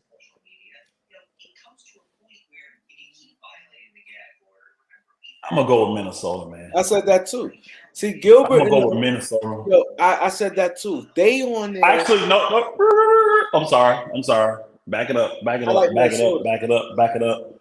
I'm actually going with Phoenix in that. I'm sorry. I'm going with Phoenix. And I like I Minnesota. don't think that Minnesota is too big because Phoenix actually has a lot of big guys, now tall guys. I think the problem for Minnesota is closing games. And in the playoffs, it's even worse, bro. And they have struggled all year to close games, Minnesota has. So and Phoenix got not 2, not 3. They got 4 or 5 dudes. I mean, Eric Gordon. What's the one dude's name that just re-signed to the money? Grayson Allen. They got guys that can make shots at the end of games, man. They got a lot of dudes that can do that. So I'm actually gonna take Phoenix in that because they're healthy too. They're healthy now too. So Rob, how old are you, Rob? Rob, it's not that serious, Rob. How old are you? Not that serious, bro. Stay in prayer, Rob. Life is short, to pull up. Said what I said, Pastor Lucas. Find somebody else to play man. Life is too nigga, short. Shut your mouth, Rob. Again, you got my number. You in the chat room popping off, nigga, when you could just hit me up. If you about it. What the hell you in the chat room for? You got my number. Only person got blocked was Pastor Dowell. You got my number. So quit with the bullshit, little girl. Do you know why they so mad? Because I think there must be trolls. Because by now he should have hit my line. If this nigga was serious. I think it's trolls, actually, y'all. I think it's trolls because you didn't say nothing that would, information I put out there for everybody. What about the part when he said you've been to my house, I ain't been to yours? Again, that's information. Again, he could say that. If that's Rob, if that's Elder Rob, hit my line, nigga. Don't talk shit in the chat room, bro. Hit my line. That's all he has to do is hit my line. That's all he has to do is hit my line if that's what he wants. Right now. It's simple. I'm gonna drop the link for Pastor Rob. That's Elder Rob. Elder Rob. I'm gonna drop the link. But that nigga got my number. I don't know why he doing it through the chat room. He can hit me up direct.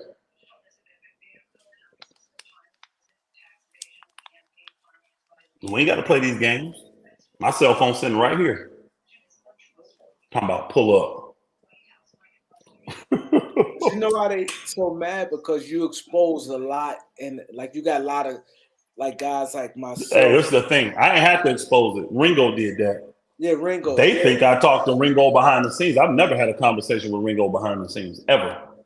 He don't have my number. I don't have his. We've never even had an Instagram conversation or a Facebook conversation, ever. The only conversation we've had is in his chat room. When he's doing his show, but he ain't really looking in the chat like that. That's the only conversation we've had. He was able to discern. So it ain't my fault. Shit messy over there. And I think that it been exposed, and I think they is really upset because they really mad. Like it's not that you're not. I don't give 2 shits. I don't give 2 shits that they really mad. I don't. You're not even mad. I don't. Believe you me. Get me in front of them. They'll see. Get me in front of them. Y'all will see.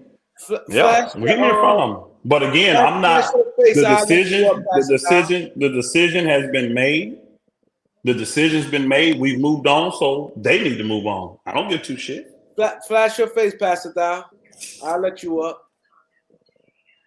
That's not Pastor Dowell. Somebody, but that's not. I know how Dowell looks. I told you, I think these are trolls, bro. I think these are trolls. That's not Dowell. I think these are trolls. I know how Dowell looks. Yeah, I think these are trolls. I do. Let's get back to basketball, man. We ain't got time for all that. Just block them trolls, man. We ain't got time for all that. We ain't got time for all that. The thing is, if they really want it, they got my number. The only person that's been blocked from straightway is Pastor Dowell. He's the only one. All of them can still contact me. All of them can. So they don't have to do this through freaking chat rooms. No way. He Let's said get back. the Lakers win in 120-96. That's not happening. Hey, Kareem, talking about what Victor C just said. Yeah. I'm gonna tell you right now, man. Look at the games where the Lakers have played them this year, man. Besides that one game, I think it was a game you could tell the Lakers didn't care. I think it was a road game, maybe the last game of a road trip or something, and the Pelicans kind of beat them. Every other game, the Lakers manhandled the Pelicans, bro. They destroyed this team. It is a bad matchup for the Pelicans. I could see the game tomorrow being 120-196. I could. Now, I hope it's more competitive because we're talking about the playoffs on the line. But I could see that. I would not be surprised.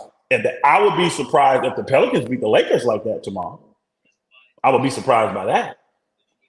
But I would not be surprised if the Lakers beat the Pelicans by 20-something points tomorrow. I would not be surprised. That's just a very bad matchup for them. The Lakers can get it's a bad. They don't have anybody who can guard Anthony Davis. They don't have anybody who can guard LeBron James. Their guards are not strong enough defensively to stop the Lakers guards from getting off. You just can't let everybody get off. You can't let Austin Reeves, D'Lo, Dinwiddie, AD, LeBron. You can't let everybody just get off. And the matchups are bad. They just have bad. Think about it. Who they got that can guard Rui? They don't even have a real true power. Well, I guess Larry Nance could, but he's going to be so busy trying to guard AD.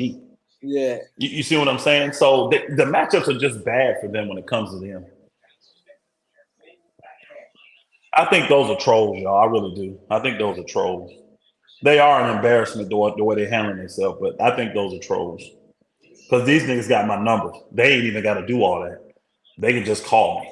They can send me a message if they really want that smoke. It's that simple. But I know they follow everything I do. Because you saw they did a video from the last time when you brought me on, Kareem.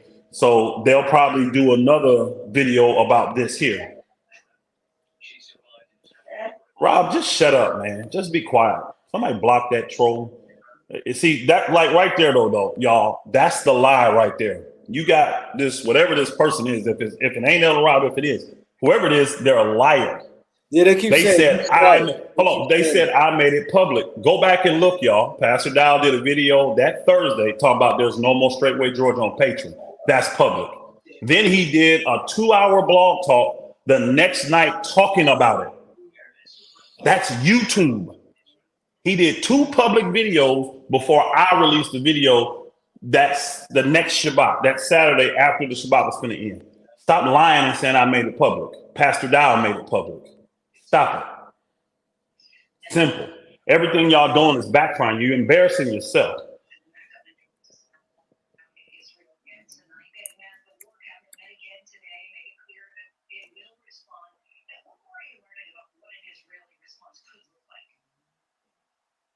Rob, I got you. You want me to pull up? Cool. Gotcha. Gotcha. All they tactics to defame my character, all backfired on them. All of them did. Yeah, it did. That's just he ain't realize how strong you are, bro. Again, that's the power of the Most High Yah, bro. That's His anointing. All of a sudden, I just become this horrible leader. All of a sudden, and these fools are too blind to see it. That's fine. When that wrath start coming, they're gonna see it then. They're gonna see it then. But again, the football guys got the right mentality to deal with a guy like that. See football guys, they're used to submitting to one person. And no matter what that person say, you just do. They're gonna do whatever a coach say. Why? Because in the NFL, think about it, the coach has all the power. He gets to determine if you get on the field. He gets to determine if you make the 53-man roster. He gets to determine your contracts pretty much. He gets to determine all of that. And if he badmouths you bad enough, no other team may want to sign you. So they used to having one man in total control. That's what I mean by when you get guys like football guys and military guys come in, they're already doctrinated for that stuff. So you hear Elder Kabir say it all the time. Pastor Dowell's like a coach. He's like a coach. He's like a coach. He's like a coach. He's like a coach. He said that, Show me in the Bible. Show me in the Bible where a man's supposed to be like a coach, though. That ain't what we're supposed to be doing. That ain't what we're supposed to be doing. Yeah, he think he be breaking it down too. I mean, again, I really ain't here to bash. If you notice, I didn't bash them earlier. I told the truth. I didn't bash him. I'm not here to bash them. I don't give two shit. I don't give two shits about straightway no more. That thing has been severed and it's over with. I'm moving forward. The people still have answers, so I will still speak on it when they ask me questions. But if you go look at my videos, I ain't dealing with straightway. What was about straightway today in that video I did? Nothing. The last one I did, thanking everybody, nothing. I'm not making videos bashing straightway. It ain't my fault that niggas move messy and now they shit out there in the YouTube world. That's not my fault. Even in that, I'm not talking about it. I got YouTube mad at me because I don't agree with them. Yo, it's like 20 people, content creators talking about this. This is big. Again, it's huge. But it ain't my fault that it's huge. It's stupid ass responses by Pastor Dowell that make it like this. He'd have been better off just shutting the hell up. Yeah, he should. He'd have been better off. He'd have been better off doing the king dictator shit he did by removing me and not saying a word. But coming out trying to defame my character, trying to murder my character, all it's doing is making y'all look shitty. And everybody's seeing the same spirit that I saw. It's simple. Yeah, a lot of people saying they see that spirit. They say they don't care about me, but it's everywhere I go, they're there. Every show I pop up on, they are there. You don't see me following them. I ain't watching their Shabbat services. I'm not watching their whole fast Wednesdays and all that. I'm not watching that shit. It ain't for me no more. It ain't for me. So, but I tell you this, I ain't duck no smoke, and I promise you, that day will never happen.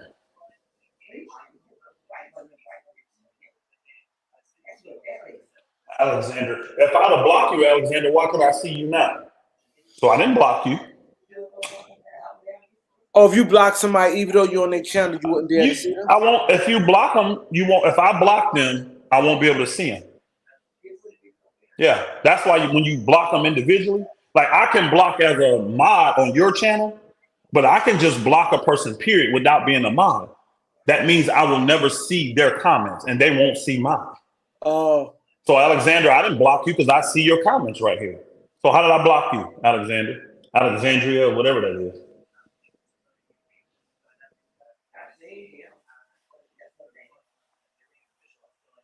I'm a runner my What's ass. up with Jermaine West? How he doing, man? He good?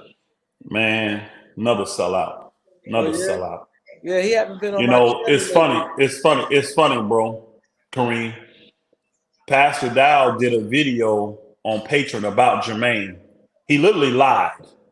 Because what I did, I investigated myself. You had a brother from Arkansas call Pastor Dowell or text him and tell him that Jermaine was saying negative things about Pastor Dowell and his family, right? Pastor Dowell calls another brother named Juan, who's in Michigan, who was an eyewitness to it, right? He asked Juan, do you believe this brother has his spirit? Was he talking negative about my family? Juan told him, no, he does not have that spirit. And he was not saying nothing negative about your family, Pastor. I don't know what made that brother say that. So he's got the brother from Arkansas saying that Jermaine did, but he's got a brother from Michigan who's been in the faith 10 times longer than the brother from Arkansas, who's known Jermaine, who said that he didn't. Guess one thing Pastor Dowell never did? He never called Jermaine. He never? Never called Jermaine. No, never called Jermaine. But he put a video on Patreon blasting Jermaine. Wow. So Jermaine crying and going crazy. Like, what the hell's going on? The only reason Jermaine knew the video was coming is because Pastor Dowell had told Juan that he made the video already. So when he called Juan to get his side, Pastor had already made the video. Wow. So Juan called Jermaine and said, "Look, bro, Pastor made a video. I think it's gonna come out. I told him this, and this, but he said he already got the video made. He may be releasing that video. Never once called Jermaine before making that video. So he But guess who did call? Hey, hold on. Guess who? Hey, hold on, Kareem, hold on. Guess who did call Jermaine though? You? Me. And it's sad. I called that Negro and told him, bro, this is bigger than you. This is not even got nothing to do with you. I broke it all down for Jermaine. How long ago broke it all down for Jermaine? This was right before Pastor did what he did. This was during that time frame, right after our leadership meeting. So this is in February. Wow. But it was all a ploy. It was, I'm telling you, I saw the play 100%. So he didn't kick Jermaine out though, right? Jermaine still runs his... Bro, Jermaine didn't do anything. No, but he embarrassed Jermaine and acted like Jermaine did something, even though the one witness that he called told Pastor Dowell that no, Jermaine didn't do it. And this is a trusted brother that's been in the faith for a while. He told him, I was sitting there, Jermaine did not do this. And he did it anyways, trying to intimidate me. Shit don't work though. Trying to intimidate me with that dumb shit. Don't work on me though, bro. Jermaine runs Cleveland, Ohio, right? And yeah, he up in he in the Columbus, Ohio. But here's how the level of control that he has over these brothers. Now, I'm the only one that honored that brother, and I called him about that situation, right? This is before I'm kicked out of Straightway, y'all. I called Jermaine and talked to him about that. Tell him what the play is and what's going on. Do you know when Dowell made his decree and said, don't talk to, you know that nigga ain't called me? Wow. Jermaine never called me once to get my side of the story, never nothing. And Jermaine, never nothing. Jermaine not no pastor, right? Hell no. Was he an elder? He ain't nothing. He was a community leader. He was over the community that was in Columbus, Ohio. But he's not in a leadership role, like, you know. But the I don't even know what you want to call it, bro. It's sad. It's sad. For that man, as much as I've done for him, and as much as conversations we've had and all that, for him not to even call me, that just shows you the level of mind control Dowell has over guys like this. See, these football guys, I get it. They've been programmed like this for decades, y'all. I saw you check the football guy too. You was like, yo, when you was going through stuff, you came to my joint. You said, I helped man, you. I don't. I saw you said that. Yeah, I don't. These brothers, man, I don't give a. They don't. Man, these dudes know. They know. When I'm saying it, they know I'm serious. They know damn well I'm serious. Take me lightly if you want. Take me lightly if you want. They know damn well I'm serious. But it's sad. And again, the mess is coming from Dowell. They trying to push it like I'm the one keeping all this shit going. I'm not. I know if Dowell could put time back, I think he'd put it. Hey, RC Cole, that is definitely coming down the road. He said, could I share a video on how to get a community started? I'm definitely going to talk about that from a biblical perspective. Because I had to admit, I was on a broadcast last night, RC Cole. I'm glad you brought that up.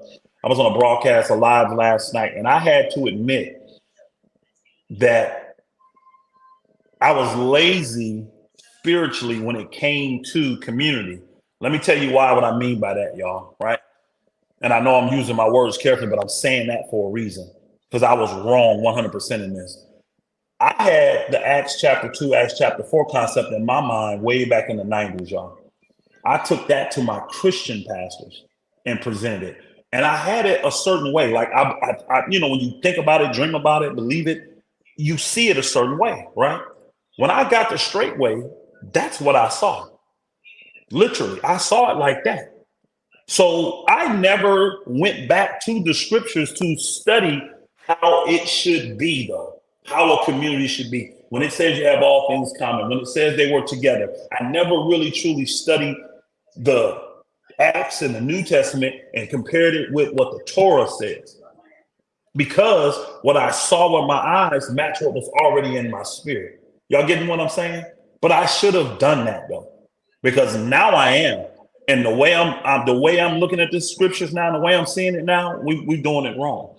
Because what Straightway does is they get this land, and essentially one person owns it.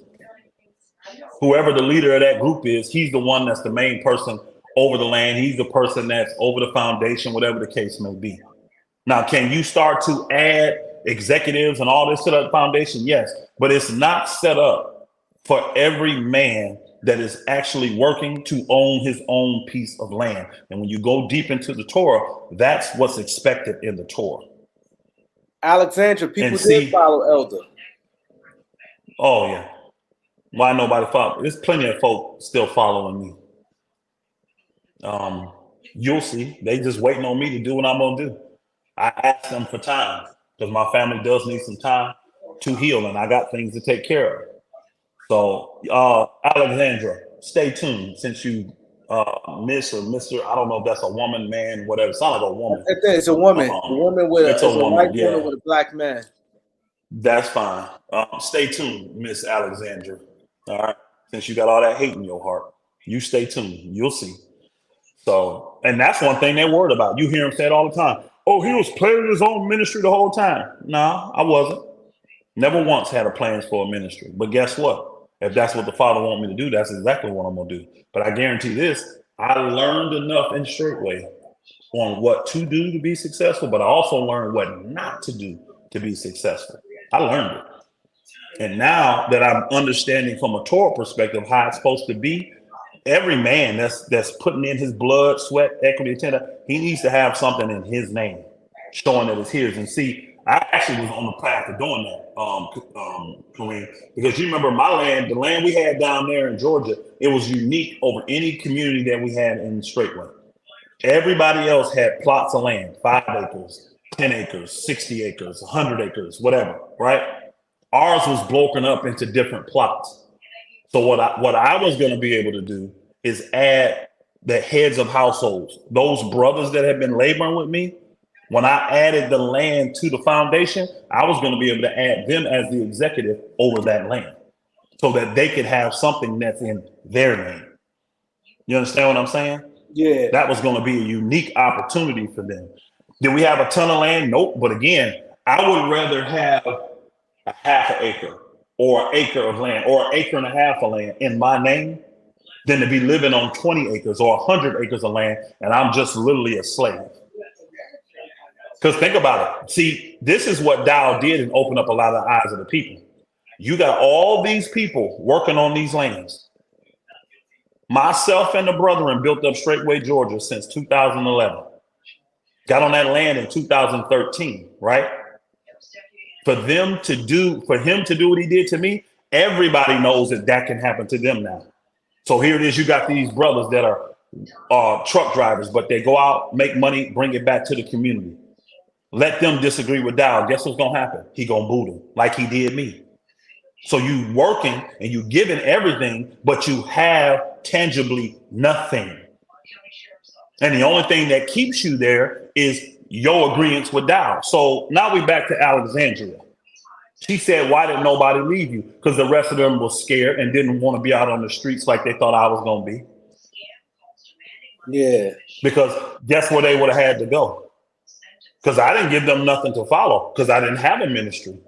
Now, I would have made sure they were taken care of. If any of them saints would have said, you know what, this is wrong, which they knew it is. This is wrong, Pastor Rufus. I'm with you. I would have took care of them. I would have made sure they were taken care of. But I didn't put that out there because I was going after the spirit. I wasn't trying to form my own thing. I wanted restoration. Dowell can be huffy and puffy. He can be in his feelings all day long. He know I'm telling the damn truth. No, I know. Alexandra, we didn't block you. I can still see you. We didn't block you. Nobody blocked you. But that's your answer to your question. Why none of the saints that lived there on that land followed me? Because they know if they would have said that, what would they have had? They don't have the resources. They don't have the connections that I have. They don't. Alexandra is just a troll. Now, you're Dowell the one pipping the saints. He the one pimping the Saints, not me. So somebody asked me about my brother Vernon. He again, when you dangle stuff in front of people that they want, they'll do whatever you tell them to do. Vernon's wanted to be in leadership for so long. He's an older man. He's older than me. But he's not, he don't walk in spiritual wisdom at all. He just doesn't. He don't walk in wisdom. So who took your He's place carnal in minded. Gateway, Georgia? Vernon, the brother Vernon, they gave it to him. Now, mind you, this is a guy that Pastor Dallas told me for years he don't trust at all. That he don't have a lick of spiritual discernment at all. He actually said that about the Georgia Saints. Pastor Dallas did. He said that about the Georgia Saints when the elders was asking, well, can we just call the Saints and get their opinion on what Pastor Roof is doing down there? He said, for what? Pastor Dallas said, for what? All of them have been bewitched and none of them have spiritual discernment. That's what he said.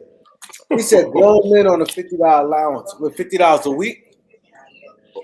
Yeah, but they was getting anywhere from $300 to $500 a month. Now, what people don't understand how this community thing works, everybody that gets money puts it into the pot. So everybody is giving all. Now, here's the thing, though. The community pays for everything, y'all. So people look at that and say, man, you can't live off that. You can live off that when you don't have to pay for anything. So name something you would spend your money on. And guess what I'm going to say? Community got it. Community got it. Community Rent. paying for it. Community paying for it. There ain't no rent. Ain't nobody got rent. Car. Ain't nobody got to pay for insurance. Ain't nobody got to pay for gas in their car. See, that's how Georgia was run differently than straightway Tennessee. See, in straightway Tennessee, when Pastor Dowell gives you money, guess what you got to do? You got to go buy food for your house. You got to go put gas in your car to travel around with. If you need work clothes or boots or anything like that, you got to pay for it out of that money. In Georgia, the community paid for all of that.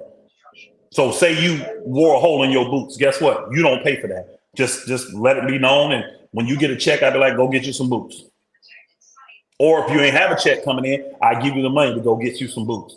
If children needed school clothes, go get the uniforms because our children wore uniforms, all that. They didn't pay for the children's education. They didn't pay for their clothes. They didn't even pay for their toothpaste, y'all. So you tell me how much money you tell me how much money you need when you don't have any bills and you don't pay for anything that you need. How much money do any of us need? So $300 a month. And they would get 3 on average, and I got the books to prove this, not by that dumbass brother Vernon, what he was saying. They was getting on average anywhere from $300 to $500 a month. But here's what it was. Remember when he said every now and then he'll give us $100? Guess what the standing operating procedure was? When you bring in money, I double the allowance. So anytime they brought in a significant amount of money, $2,000, $3,000, $4,000, anytime they brought that in, I would double allowance instantly. So it will go from 50 to 100. So he's saying, oh, we only got that 100 sparingly. That's because you was bringing money in sparingly. See, the problem they got, and they don't really want me to do this, I got all the books. I got all the receipts. All the receipts. I can show you exactly how much money every Judah Property Pros made. I can show you how much money Dex Porches and More made. I can show you all of it. So you can say what you say. At the end of the day, here's the funny thing, Kareem. Go ask anybody on that community. Really, the only one talking is Vernon, dumbass. Nobody else is really saying nothing. Go ask anybody on that community, though, before this drama started between Pastor Rufus and Pastor Dowell, did anybody ever go to him and complain about anything? And I guarantee you the answer will be no. How many people in Georgia? How many people y'all got over there? Man, 30, we had 30 plus, 30 something plus. I don't know exactly. There's 30 plus people there. Not one person ever. They may have 40 there. Not one person. Bigger than yours? Yeah, they got a lot more land than we do, but yeah, they don't have this. They don't have. Yeah, I think they were a little over 40 something people, maybe 42, 43, something like that. I don't know for sure though. I don't know for sure. But it ain't like double us. They didn't have 60 people on the land. The biggest community people living on the land would be Kentucky and probably Indiana. Yeah. So, but we had a lot of people that lived around the community. So, like on our Shabbats, we would have about, our big Shabbats, we'd have over 100 people there, like between 100 and 110. So that's a lot of people to feed. That's in I Georgia. saw a lot of videos where the people are straight with Georgia Ward United in love. Hey, R. Cole, see, you get it. You get it, R. Cole. Look what he said. He said, Pastor Rufus, I follow your channel. And I saw lots of videos where people of Straightway Georgia Ward United in love. We were until, I'm going to tell you right now, nobody complained at Straightway Georgia. We were known in the ministry for being the place to come if you want to see what real love is. If you want to be restored and you want to walk in true love, come to Straightway Georgia. All the saints knew that. That's why Dowell didn't like it. That's why. Nobody complained ever on that community before this issue with me and Pastor Dowell came up. Not one time. And guess why they started complaining? Because Pastor Dowell told them they need to. Pastor Dowell told them, y'all oppressed. That's all the money y'all get? Y'all should be getting more money than that. Mind you, no one ever complained about the money. Because you know what? They always knew this too, Kareem. Here's the thing. This was just standard for Georgia. Say you go out and work and you bring in a check and you need something. You knew if you just needed it, go buy it. Go buy it and give the rest. Say you brought in $600, right, that week, but you needed something for $300. Go buy what you need for $300 and give the other $300. There's no reason for you to give me the money and then me give it back to you. Think about that. You go get what you need and then get what's left. That was standard in Georgia. This is why no one complained. Because anytime they needed something, it was right there to access. And then guess what? Say for some odd reason you went in a drought and didn't make money, which happened a lot with those brothers. You can still come to the community and say, I need this, I need this, I need this. And guess what? The community will cover it. Community will give you the money. No questions asked. I asked them before. Name one time I told y'all no. And for anything. Oh, I can't think of a time. Thank you. I got go ahead. I'm gonna ask King David one question. Yo, King David. So let me ask you this: the completion of the bet. If Miami don't make the playoffs, do I win, or is you only doing it if they? That's no bet, Kareem. You don't win. That's no bet. No, if they don't make the. How do you win? Yeah, you got to have a series for a bet. If they don't even make it, you don't have a series. Okay, I just want to be clear because I like to be clear on stuff. So me and him bet it earlier, and I told him they go 7. This is only with Boston and Miami. I just want to make sure, Dave. I just want to make sure. But go ahead. What you were saying, Elder? Alexander said, I hid Jordans under people's beds. I didn't have to hide my Jordans. And they were under my daughter's bed. They weren't under nobody else's beds. They were under my daughter's bed. She said, I hid Jordans. I don't hide shit. I guarantee this. They won't tell you that my shoe collection was open to all of Israel. Anybody that wanted a pair of shoes from my shoe collection could have came and got them at any time they wanted. I have given away hundreds of pairs of shoes. That's Pastor Dow how many shoes he gave away. Even my Bang Bang collection. Saints knew that they could come and get anything out of that collection they needed at any time. I would have loved to have been in that meeting when they did it and they brought that up about my Bang Bang collection and my shoe collection, because I would have said, how many of you in here have benefited from that? Like I've either done something for you, moved something for you, or given you something from that. I guarantee you 70% of the people in there, including Pastor Dow, would have had to stand up. Because all of them got something. I'd have had to remind someone, oh, you forgot that I got you this. You forgot that I got this for you. Did you pay for that? And thank you. Don't you stand up too, because I got you this. The majority of Israel was getting stuff from me. So my collection was actually open to Israel. Now, again, I do got a big foot. So you got to wear a size 15 if you want a pair of shoes. Mm-hmm. Hey, Disruptor, I don't know where you're getting your information from. Pastor, I listened to that. Pastor Mir never said that, bro. Stop. I don't know where y'all getting this information from. What did you hear that yourself? You didn't, brother. He never said that. See, that's another thing too that I think makes him mad. Even when people say lies on them, I don't agree with them. Because see, people expect me to bash them like they've been bashing me. I still won't do it.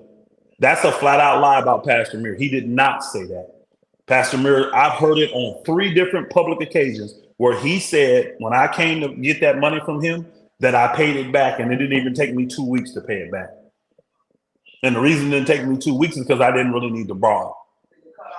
He didn't like the fact that I said the Holy Spirit told me to test his spirit. He didn't like that. Because let's exclude Pastor Muir. Now, again, I've been in the ministry for 14 years, right? Let's take him out.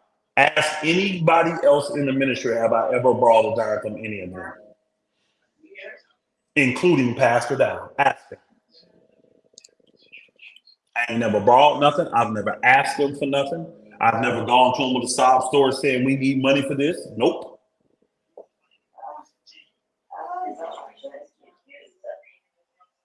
You got to go back. Hey, distributor, go back and listen. I listened to that. He did not say that. What he was mad about was he didn't like the fact that I said that the Father told me to test his spirit. Because the spirit that was on Pastor Muir at the time, which was fine, y'all don't understand, that ain't a negative thing. He's taking it negative, but it's not. He was really in a mode where he wanted to make sure the Israelites were taken care of. So anybody that needed anything, he was making sure that it was available to them because they had got in some money, right? And the Father told me, test that spirit. Now, I already knew he was going to pass. I can tell because I've had that spirit. So I called him, and not where he did lie, the sob story. I didn't give him no sob story. That's, you could just listen to the way he said, oh, well, you got the car. No, I told you I'm going to Georgia to do this with a car. Like, this is why I'm going to Georgia. That's not why I needed the money, though. I didn't need the money for a car. Think about it. I got 15 cars. I told him what I was going to Georgia for and why I wasn't going to be in Tennessee. But I didn't give him no sob story. That's the lie part about it. And he confessed, even on that same thing, that within 2 weeks, I was at his community paying him the money back. But the whole time I was in the ministry, he's the only person that I ever went to and asked money for. That's it. And he got it back in 2 weeks. Well, I'm blocked on my other account. Been here since YouTube started. That's Rich. He gonna have to send you an email for that other account, Kareem. Why he blocked? Rich in the super chat. He said, "Why is his other account blocked? He's been here since you started on YouTube. His name on this is Rich. He in the super chat. He said in the super chat. No, I see it, but who blocked him? I don't know. I'm saying for you to unblock him, don't you got to get his number or something like that? I don't see nothing that's blocked. No. I wasn't. Hey, who said I was giving Kobe's? No. See, that's another thing too, y'all. Y'all think of a shoe collection, and I guarantee the majority of y'all mind goes to the shoes that are expensive because you think about Nikes. We don't wear Nikes, y'all. Because of the symbol and what Nike represents, we don't wear Nikes in the ministry. Now, we'll wear Jordan because it doesn't have a Nike sign on it, the ones that don't, but we don't wear Nikes. So y'all know if you're going to have a real shoe collection, your most expensive shoes are going to be Nikes. I have 0 Nikes in my shoe collection. I got a handful of Jordans, but I have 0 Nikes. So what kind of shoe collection I got then? Under Armour, Reebok, Dwayne Wade's, James Harden's, Luka Doncic, Dame Dollar. Y'all tell me how much those shoes are worth. I do buy signature shoes, but what I do is I wait till they're 6 months, a year old when the new colorways come out. So then in my size, they just discount them to get rid of them. So most of them shoes I paid anywhere from $40 to $60 for. But anybody in the ministry that wanted them, that could fit them, they could have them. Shoot, one of the young brothers on the land, he prayed that he would have the same size shoe as me. And he did. His foot ended up growing to be the same size as mine. And guess what? He got about 70 pairs of shoes from me. He got more in his collection than I got in mine now.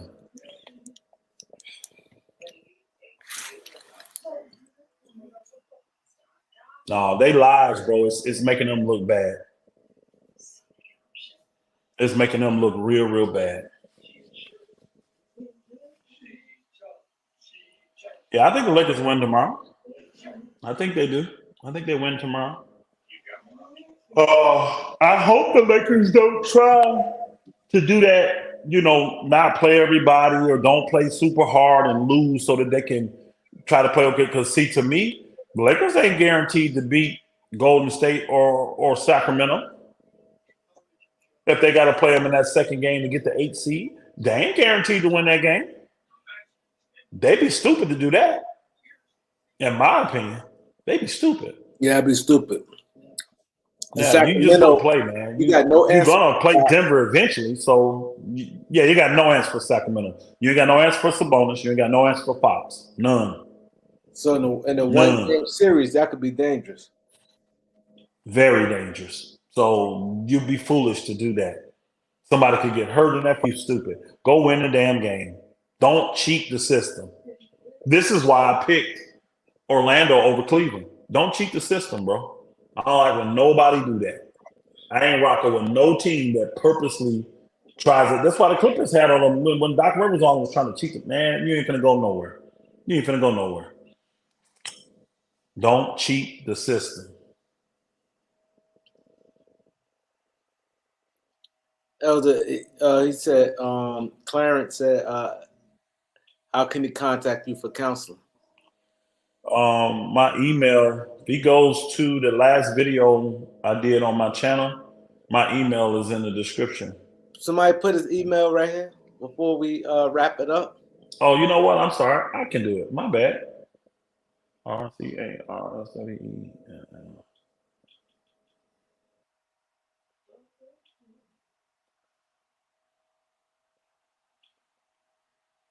You going Damn trolls. It's the email right here. You want There it is. There it is if you need me. Shalom, shalom.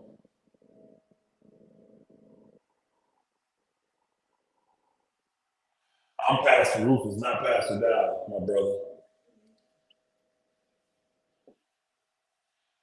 I appreciate it though. I appreciate Welch Fair 3.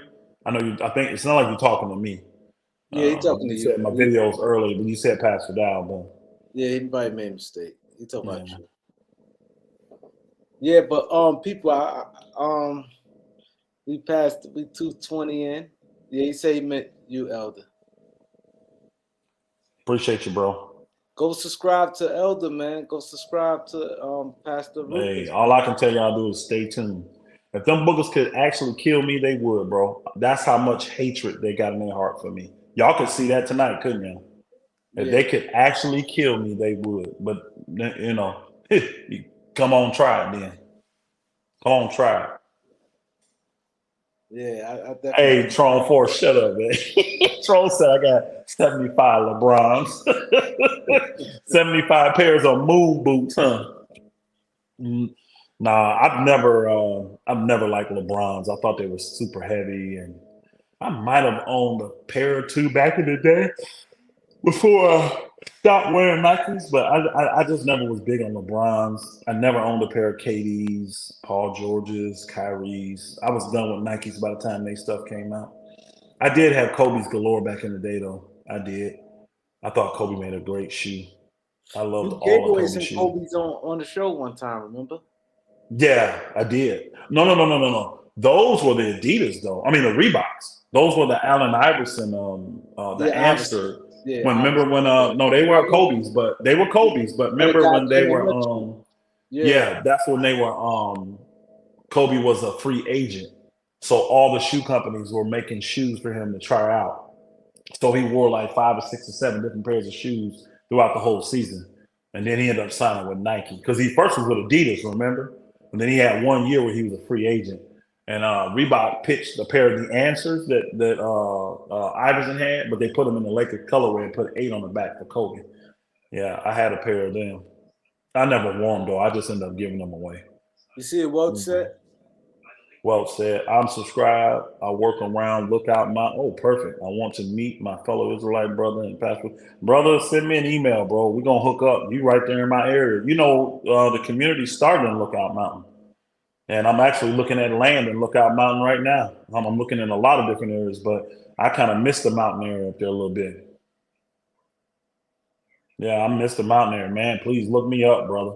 I would love to come break bread with you, bro. Sit down and chop it up with you, have a cup of coffee or something. Yo, get his Yep. email before Or we get go. on if you do. What did he say? What did he say he do? Let me look at this thing here. Don't He he says fellow do? Israelite. He I Israelite. work around Lookout. Okay, I thought he said he did like construction. Well, he just said I work. I'm saying, shoot, you getting work in? I come up there and work with you, brother.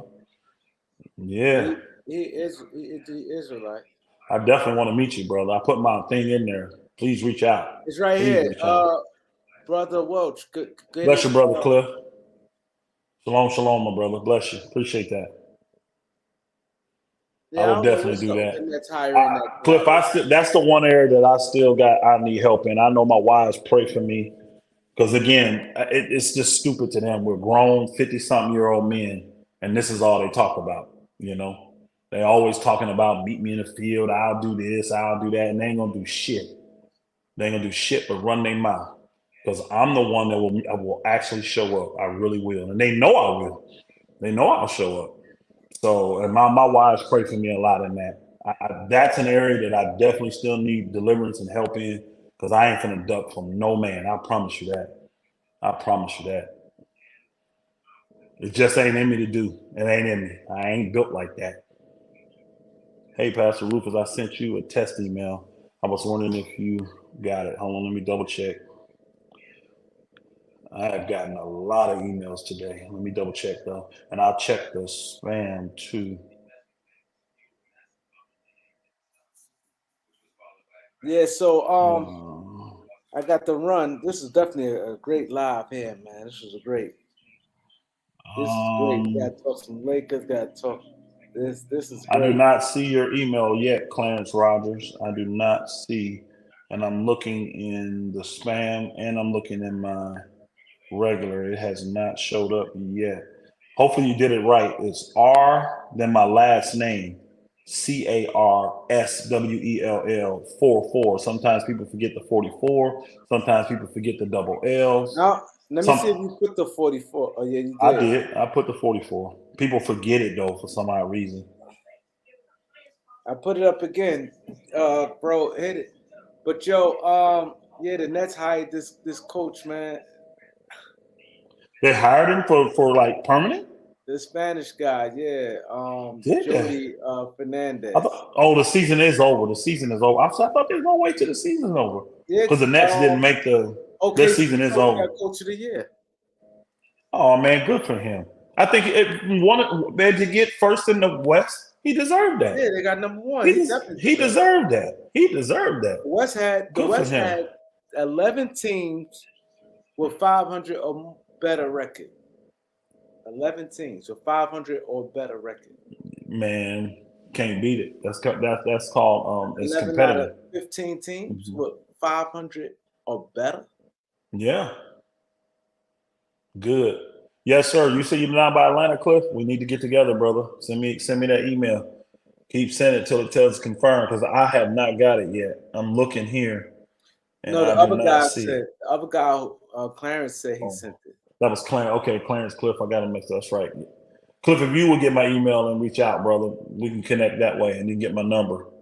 My email is in there. Post it up there. Oh, it's right there on the thing.